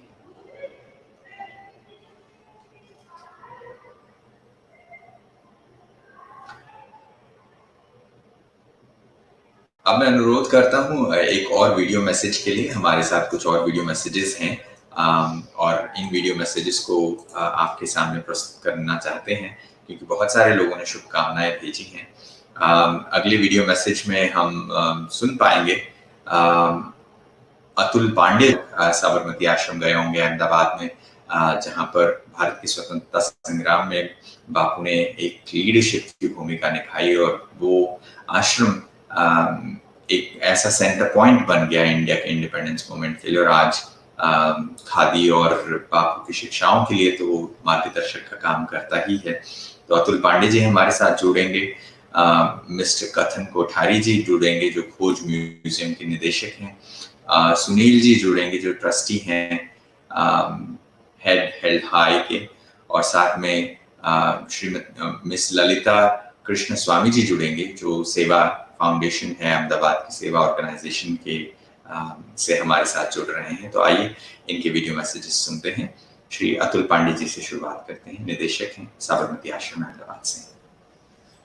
ચાલો ચરખો રમીએ એ પ્રવૃત્તિને, એ ઇનિશિયેટિવને 6 વર્ષ પૂરા થયા અને 7મા વર્ષમાં એ પ્રવેશ કરી રહ્યા છે, ત્યારે અવનીબેન અને એની ટીમને અને આ સમગ્ર ઇનિશિયેટિવને હું શુભેચ્છા આપું છું અને શુભેચ્છા આપતા આનંદ અનુભવું છું. આમ જોઈએ તો કાતરનો ઉદ્યોગ એક ગૃહ ઉદ્યોગ તરીકે, વણાટનો ઉદ્યોગ એ ઘરના એક ઉદ્યોગ તરીકે એ ભારતીય સંસ્કૃતિમાં વર્ષોથી વણાયેલો છે. પરંતુ ગાંધી યુગ પછીથી, ગાંધીના આગમન પછીથી એ ચરખો એટલે એ સાદાઈ, સ્વાવલંબન, સમાનતા, સમરસતાના પ્રતીક તરીકે એ અર્થઘટિત થતો અને એ પ્રચલિત આપણા દેશમાં મોટા પાયે થયો. દુનિયામાં પણ આજે ચરખો એ આ બધા જે કોન્સેપ્ટ છે, આ બધા પ્રતીકો સાથે લોકો એને રિલેટ કરતા એ થયા છે. ચરખો આજના સાંપ્રત સમયમાં ચરખાને એક ક્રિટિકલી એને એનાલાઇઝ કરીને એનું મૂલ્ય એક કુશળતા તરીકે જેને શીખવું હોય એને શીખવવાની દ્રષ્ટિએ, એક ઉત્પાદક શ્રમની દ્રષ્ટિએ, પર્યાવરણની એક દ્રષ્ટિએ એને મૂલવી અને એ હુન્નરને એક ફરીવાર પુનર્જીવિત કરી અને શાળાઓમાં એ દાખલ કરવા જેવી એક કુશળતા છે.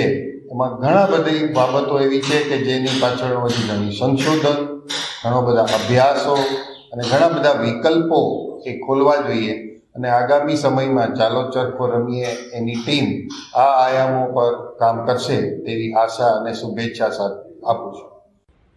चरखा से खेलना सिर्फ एक एक्टिविटी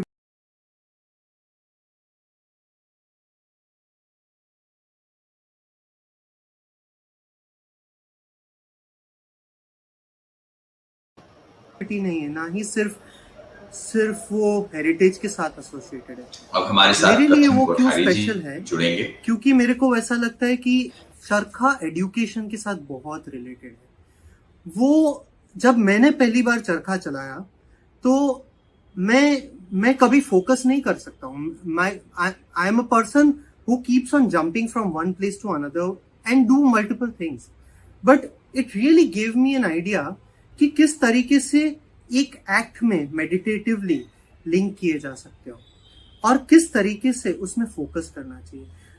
बाद में हमने बहुत सारे बच्चों को इन्वॉल्व किया इसमें, एंड मेरे हिसाब से बच्चे इससे फोकस सीख पाए, बच्चे इससे पेशेंस सीख पाए, बच्चे इससे हेरिटेज के बारे में जान पाए, बच्चे इससे क्राफ्ट सीख पाए.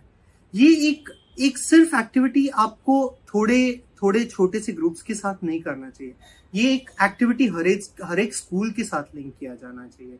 ये अगर स्कूल में लिंक किया जाए तो बच्चों को बहुत पेशेंस आएगा. And I think it is the most important thing and the basic thing to learn for a kid is to be patient, to have focus, and that's what I see the power of your project.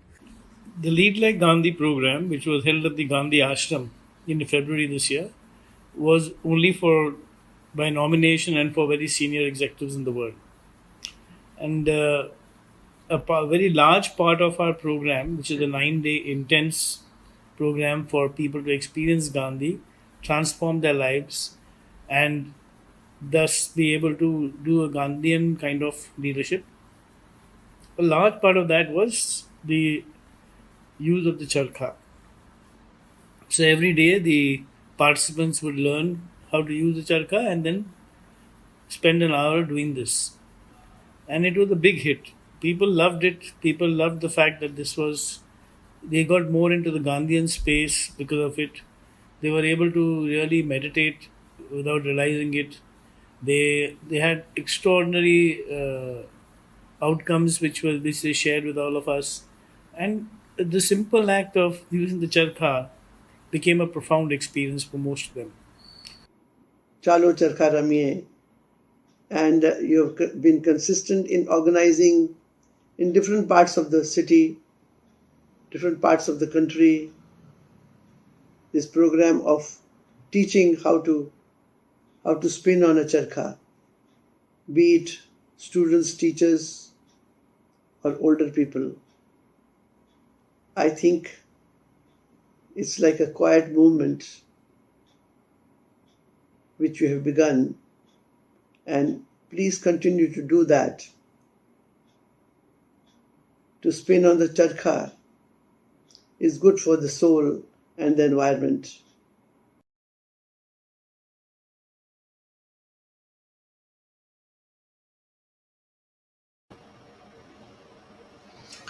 हमने बहुत ही सुंदर messages सुने। एक ऐसा बड़ा organisation है जो largest self help group है वर्ल्ड का, जो वुमेन लेड है, और सेवा फाउंडेशन से भी हमारे साथ लोग जुड़े थे। कुछ और वीडियो मैसेजेस आखिरी में हम आपके सामने शुभकामना संदेश प्रस्तुत करना चाहते हैं। मधुसूदन जी हमारे साथ जुड़े हैं, स्वर्गीय संतोष जी हमारे साथ जुड़ेंगे जो एक चरखा सैनिक हैं, उनकी भी शुभकामनाएं सुनेंगे। केशव चैटर्जी हमारे साथ जुड़ेंगे जो मैनेजिंग ट्रस्टी हैं प्रभात एजुकेशन फाउंडेशन के, जो प्रभात एजुकेशन फाउंडेशन को मैनेज करते हैं। श्री पराग शाह जी हमारे साथ जुड़ेंगे जी, उद्योग भारती गोंडल से हमारे साथ जुड़ेंगे, और हमारे साथ एक मास्टर वीवर जुड़ेंगे भुजोड़ी कच्छ से, जिनका नाम है श्री वंक सरश्याम जी। तो इनके भी वीडियो मैसेजेस हम सुन लेते हैं। मैं अनुरोध करता हूँ वीडियो मैसेज के लिए। May we have the video please.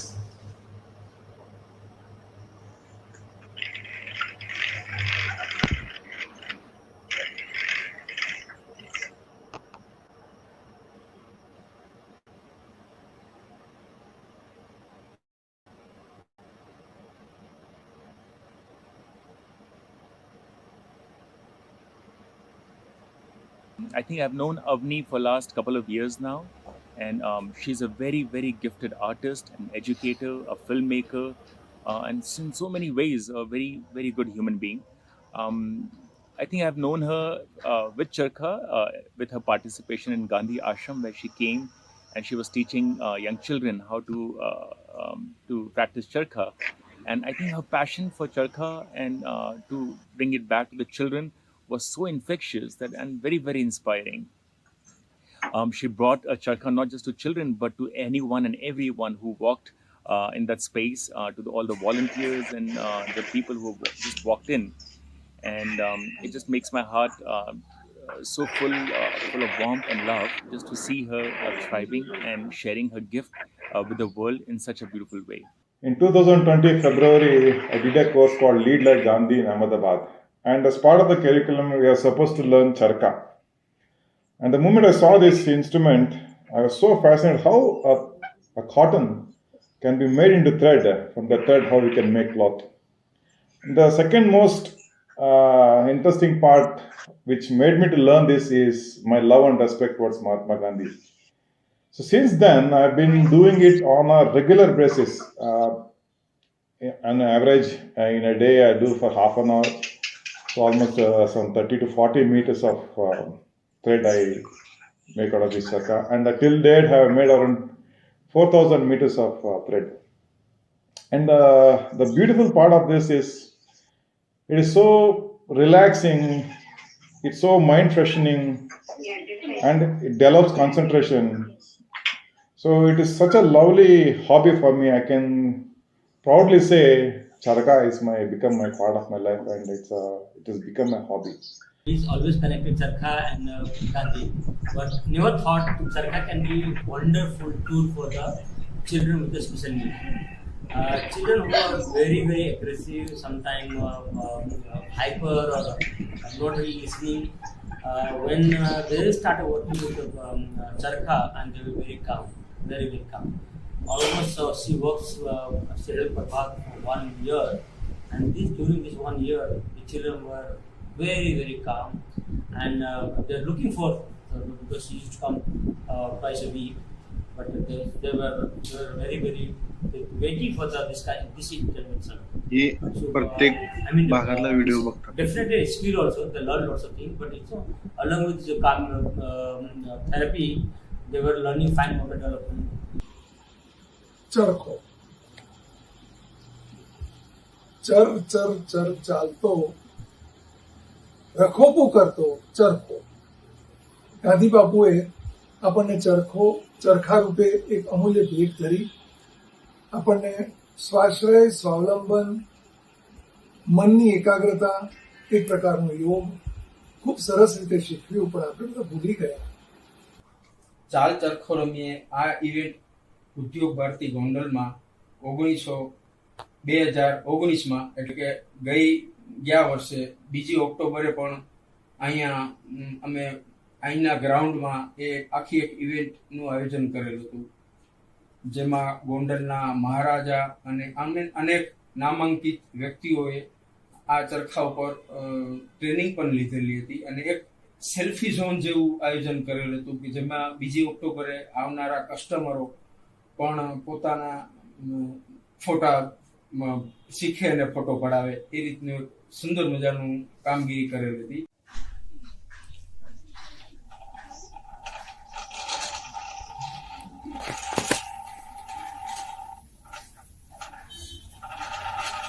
જેવી રીતે ચરખો ચલાવતા ચલાવતા એક અલગ જ પ્રકારના દોરાનું નિર્માણ થાય છે. હર સેન્ટીમીટરે કંઈક એ દોરામાં નવીનતા આવે છે. એવી રીતે આપણા જીવનમાં પણ આ એક ચરખાનું ચક્ર છે. એવી રીતે રોજારોજ આપણા જીવનમાં નિત નવા અનુભવ આપણને મળે છે અને આ જીવન ચક્રમાં પણ ચરખા ચક્રની જેમ રોજે રોજ નિત નવો આનંદ અને સુંદરતા મળે છે. એ જ ચરખો છે, અમને એવું મહેસૂસ થાય છે.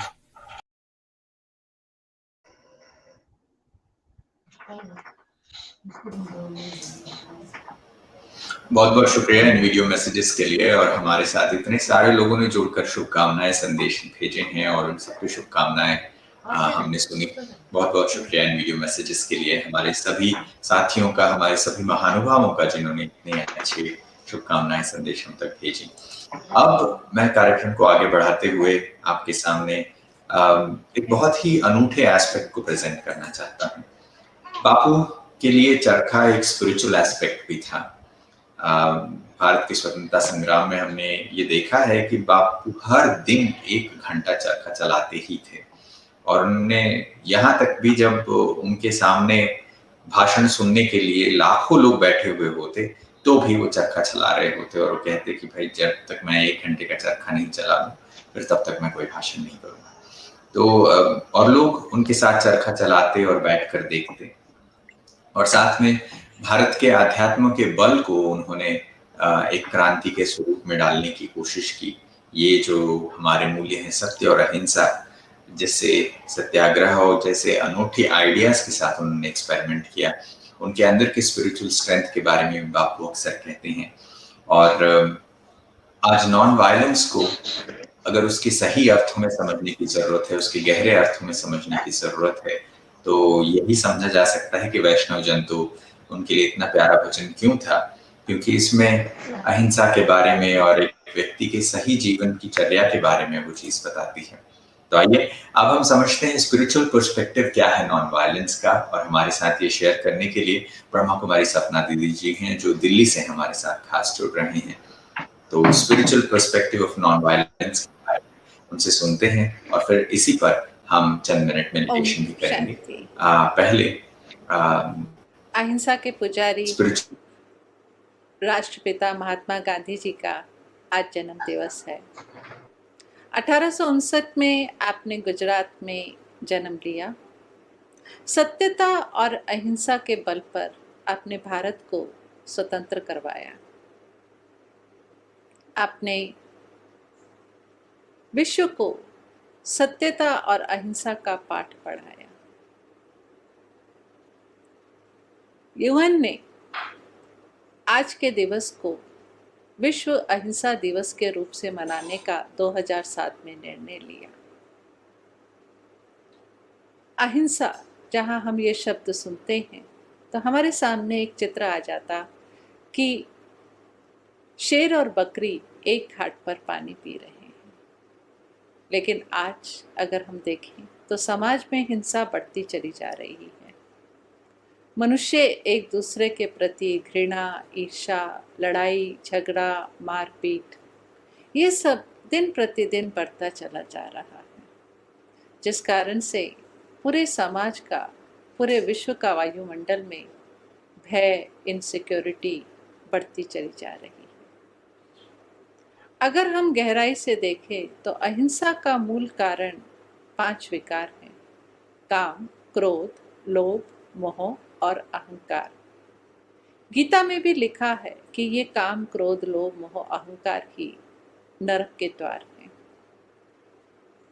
अगर हम विश्व में शांति चाहते हैं, अगर हम चाहते हैं कि जो महात्मा गांधी जी ने राम राज्य का सपना देखा वो सत्य हो, तो हमें समाज से इन 5 विकारों को खत्म करना होगा।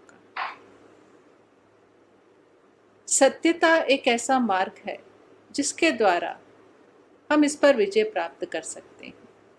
सत्यता क्या है? सत्यता अर्थात अविनाशी। सत्य का कभी विनाश नहीं होता है। और हम कहते आए हैं, झूठी माया, झूठी काया, झूठा सब संसार। अगर सब कुछ झूठ है तो फिर सत्य क्या? सत्य आत्मा है, सत्य परमात्मा है। आत्मा अजर अमर विनाशी है, वही सत्य है। और परमात्मा को भी ट्रुथ कहा जाता है। God is truth. तो यही सत्य ज्ञान, सत्य मार्ग विश्व में शांति लाएगा। अगर हमें विश्व में शांति चाहिए, हम चाहते हैं कि समाज सुखमय हो, पुनः राम राज्य आए, तो हमें इन 5 विकारों को राजयोगा मेडिटेशन के द्वारा खत्म कर अपने अंदर शांति स्थापन करनी है। तभी विश्व में शांति होगी और तभी राम राज्य आएगा। और ये मुझे बताते हुए हर्ष होता है कि वर्तमान समय ये कार्य परमपिता परमात्मा कर रहे हैं। राजयोग के द्वारा मनुष्य आत्माओं को अहिंसा का पाठ पढ़ा रहे, सत्य मार्ग पर चला रहे और विश्व में पुनः राम राज्य की स्थापना करवा रहे हैं। ओम शांति।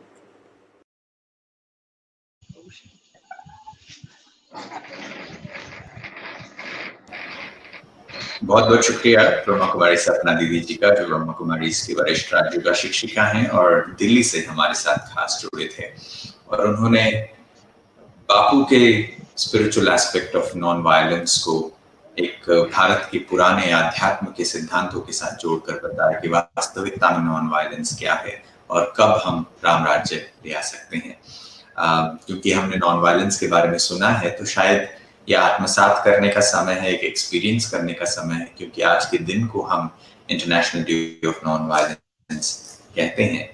तो हम अपने अंदर भी इस नॉन वायलेंस को, इस चिंतन की धारा को ले आने की कोशिश करेंगे। और अगले 7-8 मिनट के लिए हमारे साथ मेडिटेशन के द्वारा कमेंट्री कराएंगे सपना दीदी जी। और मैं उनसे अनुरोध करता हूं कि हम सभी जहां पर भी बैठे हैं, जहां पर भी हम काम कर रहे हैं, करते हुए भी इन थॉट्स को सुने और मेडिटेशन से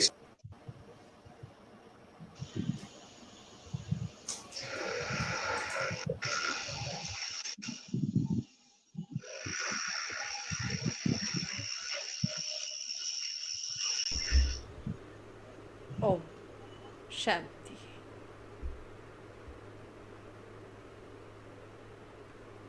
आज पूरे विश्व को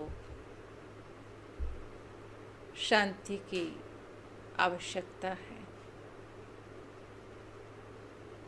क्योंकि जहाँ शांति है वहीं सब समस्याओं का समाधान है, और शांति में ही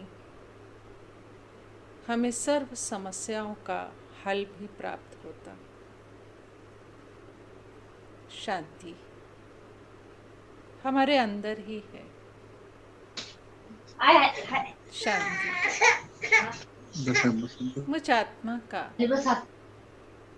स्वधर्म है। तो चलिए राजयोग के द्वारा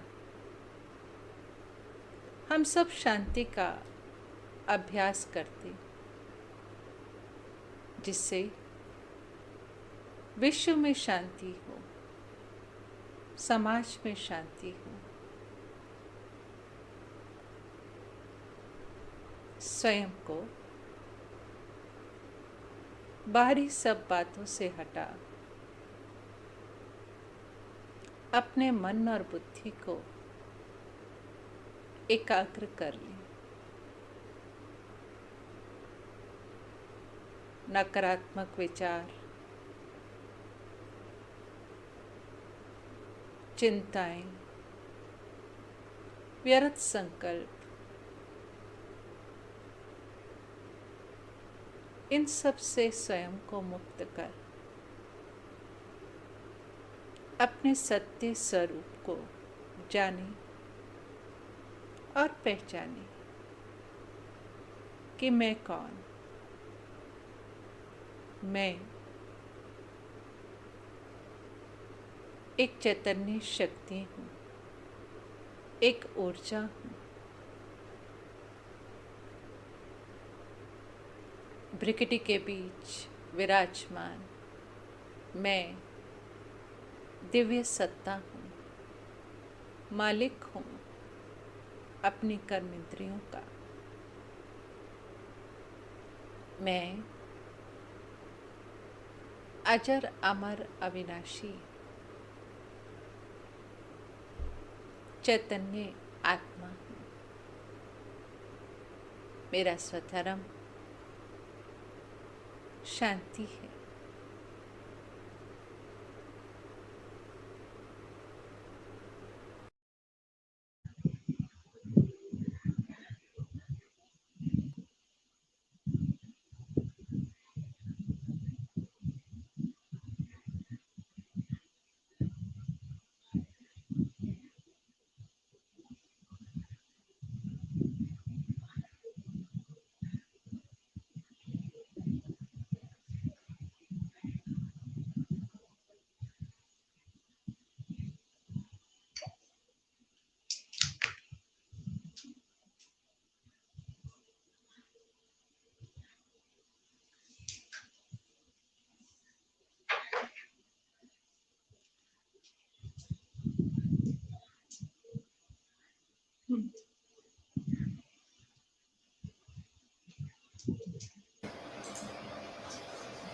बहुत बहुत धन्यवाद सपना दीदी जी का, और जिन्होंने बहुत ही सरल शब्दों में हमें एक्सपीरियंस भी कराया।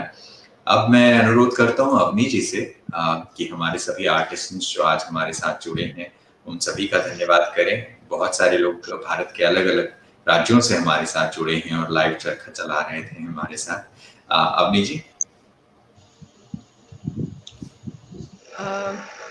सबसे पहले तो मैं सभी जो कारीगर हमारे साथ जुड़े हैं और सभी जो इंडिविजुअल्स हैं जो अभी अभी सीख के भी हमारे साथ जुड़े हैं, उसमें हमारे साथ सबके नाम मुझे मुँह ज़बानी नहीं है, लेकिन उत्तराखंड से लोग हैं, राजस्थान जोधपुर सालावास से हैं, कच्छ में श्यामजी भाई के वहाँ से खेतसी अहिंसा आ जाएगी।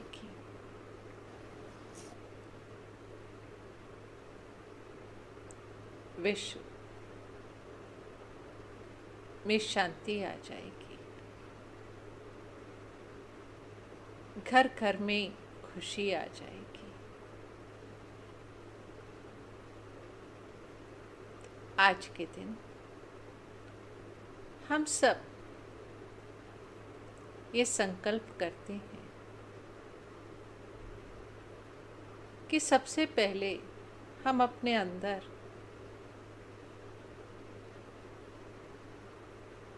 किसी के भी प्रति नकारात्मक विचार न चला,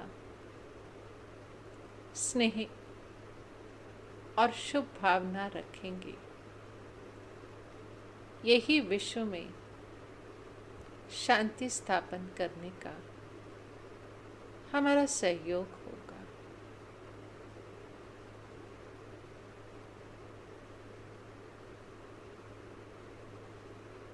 सर्व के सहयोग से ही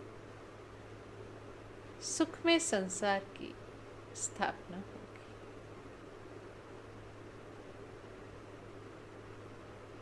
तो पुनः अपने शांति की स्थिति में स्थित होकर विश्व में शांति के वाइब्रेशंस फैलाएं।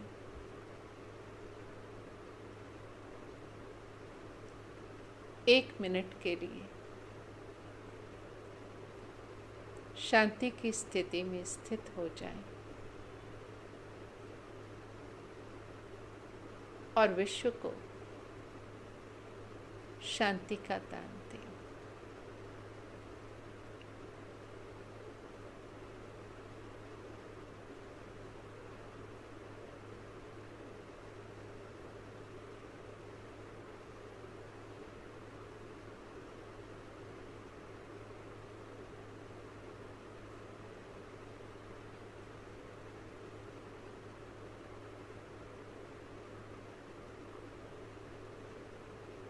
ओम शांति।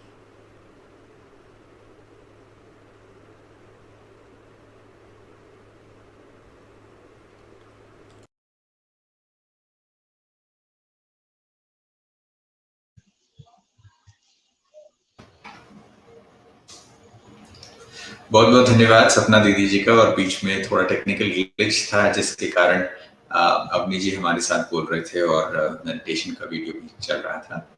मैं इसके लिए क्षमा प्रार्थी हूँ। मैं अवनी जी से वापस अनुरोध करता हूँ कि हमारे साथ जो भी कारीगर जुड़े हैं, जो आर्टिसंस जुड़े हैं, जो हमारे साथ प्रोग्राम के दौरान, पूरे कार्यक्रम के दौरान चरखा चला रहे हैं, जिनको हम वीडियो पे देख भी पा रहे थे, उन सबका मैं धन्यवाद करने के लिए अवनी जी से अनुरोध करता हूँ। आप कृपया उन सभी का धन्यवाद ज्ञापन करें। श्री जी, थैंक यू सो मच। आज चालो चरखो रमिए कार्यक्रम के जो 7 साल कंप्लीशन का हमारा जो सेलिब्रेशन है, जो ऑनलाइन हो रहा है, उसमें हमारे साथ स्टूडियो में आरती जी हैं, आशुतोष जी हैं और मेरी माता जी ललिता जी, उन सब का मैं धन्यवाद करना चाहूँगी।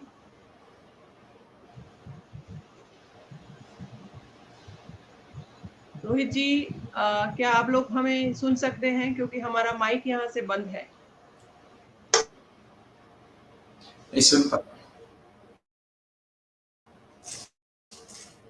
पे माइक बंद दिखाई दे रहा है, तो क्या मैं मैसेज कंटिन्यू करूं? पा रहे हैं, कंटिन्यू कीजिए अवनी जी, मैं सुन पा रहा हूँ। अच्छा, तो हमारे स्टूडियो से आशुतोष जी, आरती जी और ललिता जी और जो पूरे देश में अलग अलग जगह से, कोल्हापुर से बाजीराव जी कुछ महिलाओं के साथ स्पिनिंग आर्टिजान जो बहुत दूर, आई थिंक 50 किलोमीटर दूर महिलाएं काम करती है, वहां पे गए हैं, उनका शुक्रिया। सालावास जोधपुर से कारीगर हमारे साथ जुड़े हैं, उत्तराखंड अवनी ऑर्गेनाइजेशन से लोग हैं, कुछ लोग नॉर्थ ईस्ट से हैं जिनको मैं अभी बात भी नहीं किया है। हमारे टाटा ट्रस्ट के एक कलीग हैं, उनके द्वारा उनका कनेक्शन हुआ है, वो लोग भी लाइव रहे हैं हमारे साथ। अक्षिता है और कच्छ से श्यामजी भाई और तेजसी भाई, आप सब लोगों ने हमारे साथ कार्यक्रम में जुड़े उसके लिए, और जिनको मैं स्क्रीन पे नहीं देख पा रही हूँ, वैसे जो भी हमारे साथ जुड़े हो सबको मैं धन्यवाद देना चाहती हूँ। और मैं चाहूँगी कि मैं आप सबको पर्सनली मिलूंगी जब ये कोरोना सिचुएशन नॉर्मल हो जाएगी। तो और खास रेडियो मधुबन की टीम को मैं थैंक यू कहना चाहती हूँ। पिछले 10 दिन से जो लगातार हमारा कोऑर्डिनेशन हो रहा है और जिस तरह से आपने इस सेलिब्रेशन को ब्रह्म कुमारी के नॉन वायलेंस के साथ प्रोग्राम के साथ हमें जोड़ा, तो हम सबका शुक्रिया करना चाहते हैं और हम आगे मिलेंगे आपको चरखे के साथ। ओवर टू श्री जी। बहुत बहुत शुक्रिया अवनी जी, आपने बहुत ही सुंदर और सरल शब्दों में हमारे सभी दोस्तों का धन्यवाद किया। मैं समझता हूँ ये जो आज की हमारी छोटी सी कोशिश रही है इस 1-1.5 घंटे की यात्रा में, जो हमने बहुत सारी चीजें सीखी हैं, मैं समझता हूँ हमारे सभी दोस्तों का मैं धन्यवाद करता हूँ कि सभी के लिए फायदेमंद रहा है, जिन्होंने अपनी अपनी बात भी रखी और पूरे कार्यक्रम के दौरान लोग हमारे साथ जुड़े रहे। और यही इस बात की खासियत है कि जब हम सब लोग मिलकर कोई चीज करते हैं तो उसमें सक्सेस गारंटीड होती है, उसमें सफलता निश्चित होती है। और शायद एक को एक दूसरे से जोड़ना ही बापू के की खासियत भी रही है कि सिर्फ एक दूसरे को जोड़कर एक पब्लिक मूवमेंट बनाना हमको उद्देश्य नहीं था, कि हमको हर एक अंदर से जोड़ सके, एक दूसरे से, एक दूसरे की भावनाओं के साथ हम उत्प्रोत हो सकें। और आज के दिन को सेलिब्रेट करने का इससे अच्छा तरीका क्या हो सकता है कि हमने इस चीज को सार्थक बनाने के जो हमारे प्रयास रहे हैं, ये किसी मुहिम रही है चरखा के साथ international day of non violence को सेलिब्रेट करने के हमारे इस कोशिश में आप सभी दोस्त जो हमारे साथ जुड़े मैं उनका भी धन्यवाद करता हूँ। अवनी जी का मैं धन्यवाद करता हूँ खास तौर से कि उन्होंने इस कार्यक्रम में शुरुआत से डिजाइनिंग से लेके भागीदारी की, और उनके भी परिवार और उसकी टीम की तरफ से भी मैं सभी का धन्यवाद करता हूँ। मैं धन्यवाद करना चाहता हूँ खास तौर से हमारे वीडियो मैसेजेस के लिए जो हमारे विशेष अतिथि थे, जो बहुत ही महान हस्तियां हमारे साथ जुड़ी और उन्होंने हम सबके साथ जुड़कर अपने वीडियो मैसेजेस के साथ इस कार्यक्रम में अपनी भागीदारी दी और समय निकालकर हम सबके लिए शुभकामनाएं भेजी। और मैं धन्यवाद करना चाहता हूँ शांतनु जी का जो आज हमारे साथ लाइव जुड़े, सपना दीदी जी भी हमारे साथ लाइव जुड़े, कृष्णा जी का भी मैं धन्यवाद करना चाहता हूँ। और मैं उन सभी दोस्तों का धन्यवाद करना चाहता हूँ जिन्होंने सोशल मीडिया हैंडल्स पर हमारे कार्यक्रम को देखते हुए हमें फीडबैक लिखा। बहुत सारे लोग जो ऑनलाइन जुड़े और कार्यक्रम देख रहे थे, उन सभी का मैं धन्यवाद करता हूँ। बहुत सारे दोस्तों के मैसेजेस मैं पढ़ नहीं पाया, पर कुछ लोगों के मैसेजेस आप स्क्रीन पर बीच बीच में देख जरूर पा रहे थे। अब मैं समझता हूँ दोस्तों, जैसे अवनी जी ने कहा, चरखे के साथ फिर मुलाकात होगी और ये जीवन का चक्र है, इसमें मुलाकातें होती रहनी चाहिए। और बापू के जो सिद्धांत हैं, जो राष्ट्र निर्माण के लिए स्वावलंबन का, आत्मनिर्भर होने का, एक सस्टेनेबल लाइफस्टाइल का, जहाँ से हम एक बेहतर दुनिया बनाने के लिए, एक बेहतर विश्व के लिए अपनी भागीदारी को निभा सकें। वापस बापू ने जो राम राज्य की कल्पना की थी, वो सत्य और अहिंसा के इन इटर्नल प्रिंसिपल्स पर अगर हम चलते रहेंगे तो वापस हम भारत को विश्व गुरु बना सकेंगे और दुनिया को एक बेहतर दुनिया बना सकेंगे। तो अब आखिरी मोड़ पर मैं बापू के एक कोट को आप सबके सामने प्रस्तुत करना चाहता हूँ। अंग्रेजी में ये कहा गया है और वो कहते हैं कि nobody can hurt me without my permission। कोई व्यक्ति मुझे दुख नहीं पहुंचा सकता मेरी आज्ञा के बिना। Happiness is when what you think, what you say and what you do are in harmony। खुशी तब है जब आप जो सोचते हैं, जो आप कहते हैं और जो करते हैं, ये तीनों ही चीजें सामंजस्य में हो। और सही मायने में अहिंसा यही है कि हम अपने आप को भी ठेस नहीं पहुंचाएं, अपने आप को भी दुख न दें, न दूसरों को दुख दें।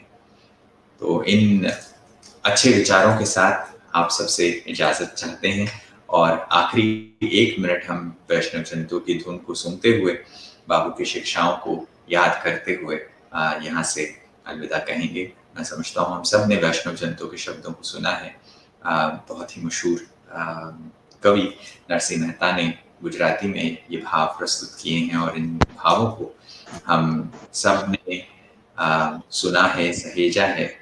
मगर अब मैं आप सबसे अनुरोध यही करूंगा कि अब हम चंद मिनटों के लिए वैष्णव जंतु के साथ इस कार्यक्रम का समापन करें। तो आइए सुनते हैं वैष्णव जंतु।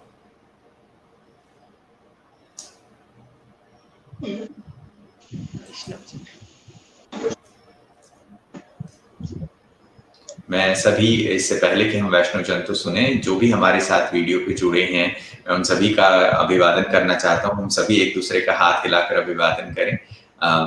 जो आवाज सुन पा रहे हैं, जो चरखा चला रहे हैं, सभी लोग आखिरी में अभिवादन कर सकते हैं एक दूसरे को हाथ हिलाकर। थैंक यू अक्षिता जी, उज्जैन से हमारे साथ हाथ हिलाकर अभिवादन कर रही हैं। त्रिपुरा देवी उत्तराखंड जी से भी बहुत सारे हमारे दोस्त अभिवादन कर रहे हैं। अवनी जी, आप भी अभिवादन कर सकते हैं सभी का, जो भी हमारे साथ दोस्त जुड़े हैं।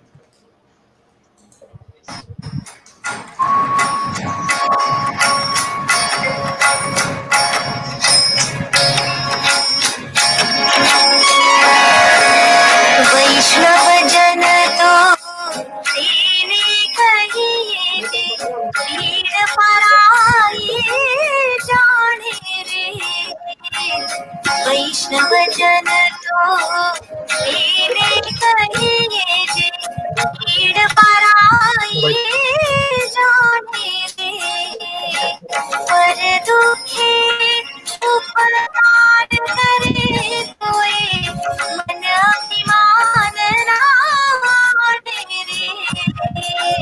वैष्णव जन तो तेने कहिए पीड़ पराई जाने रे।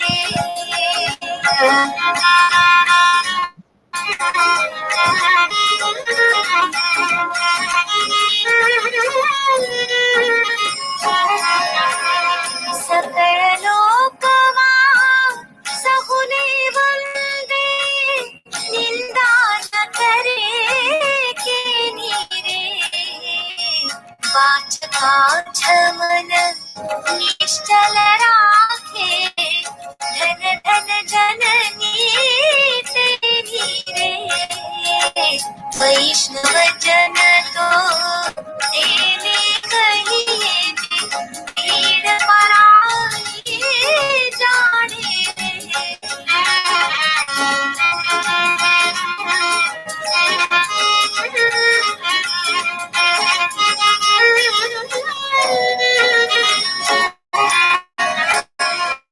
समदृष्टि ने कृष्णा त्यागी, पर स्त्री जेने बात रे। जीव हाथ की असत्य न बोले, पर धन न झाले हाथ रे। वैष्णव जन तो तेने कहिए पीड़ पराई जाने रे।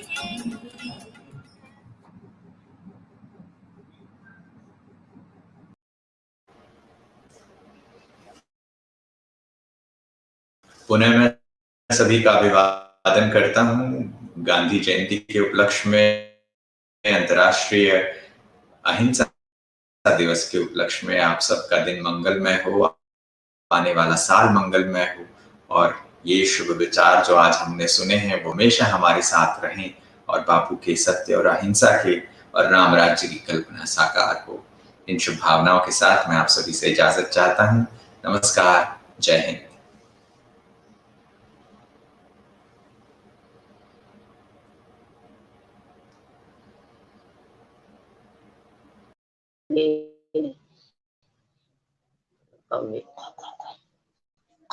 Okay.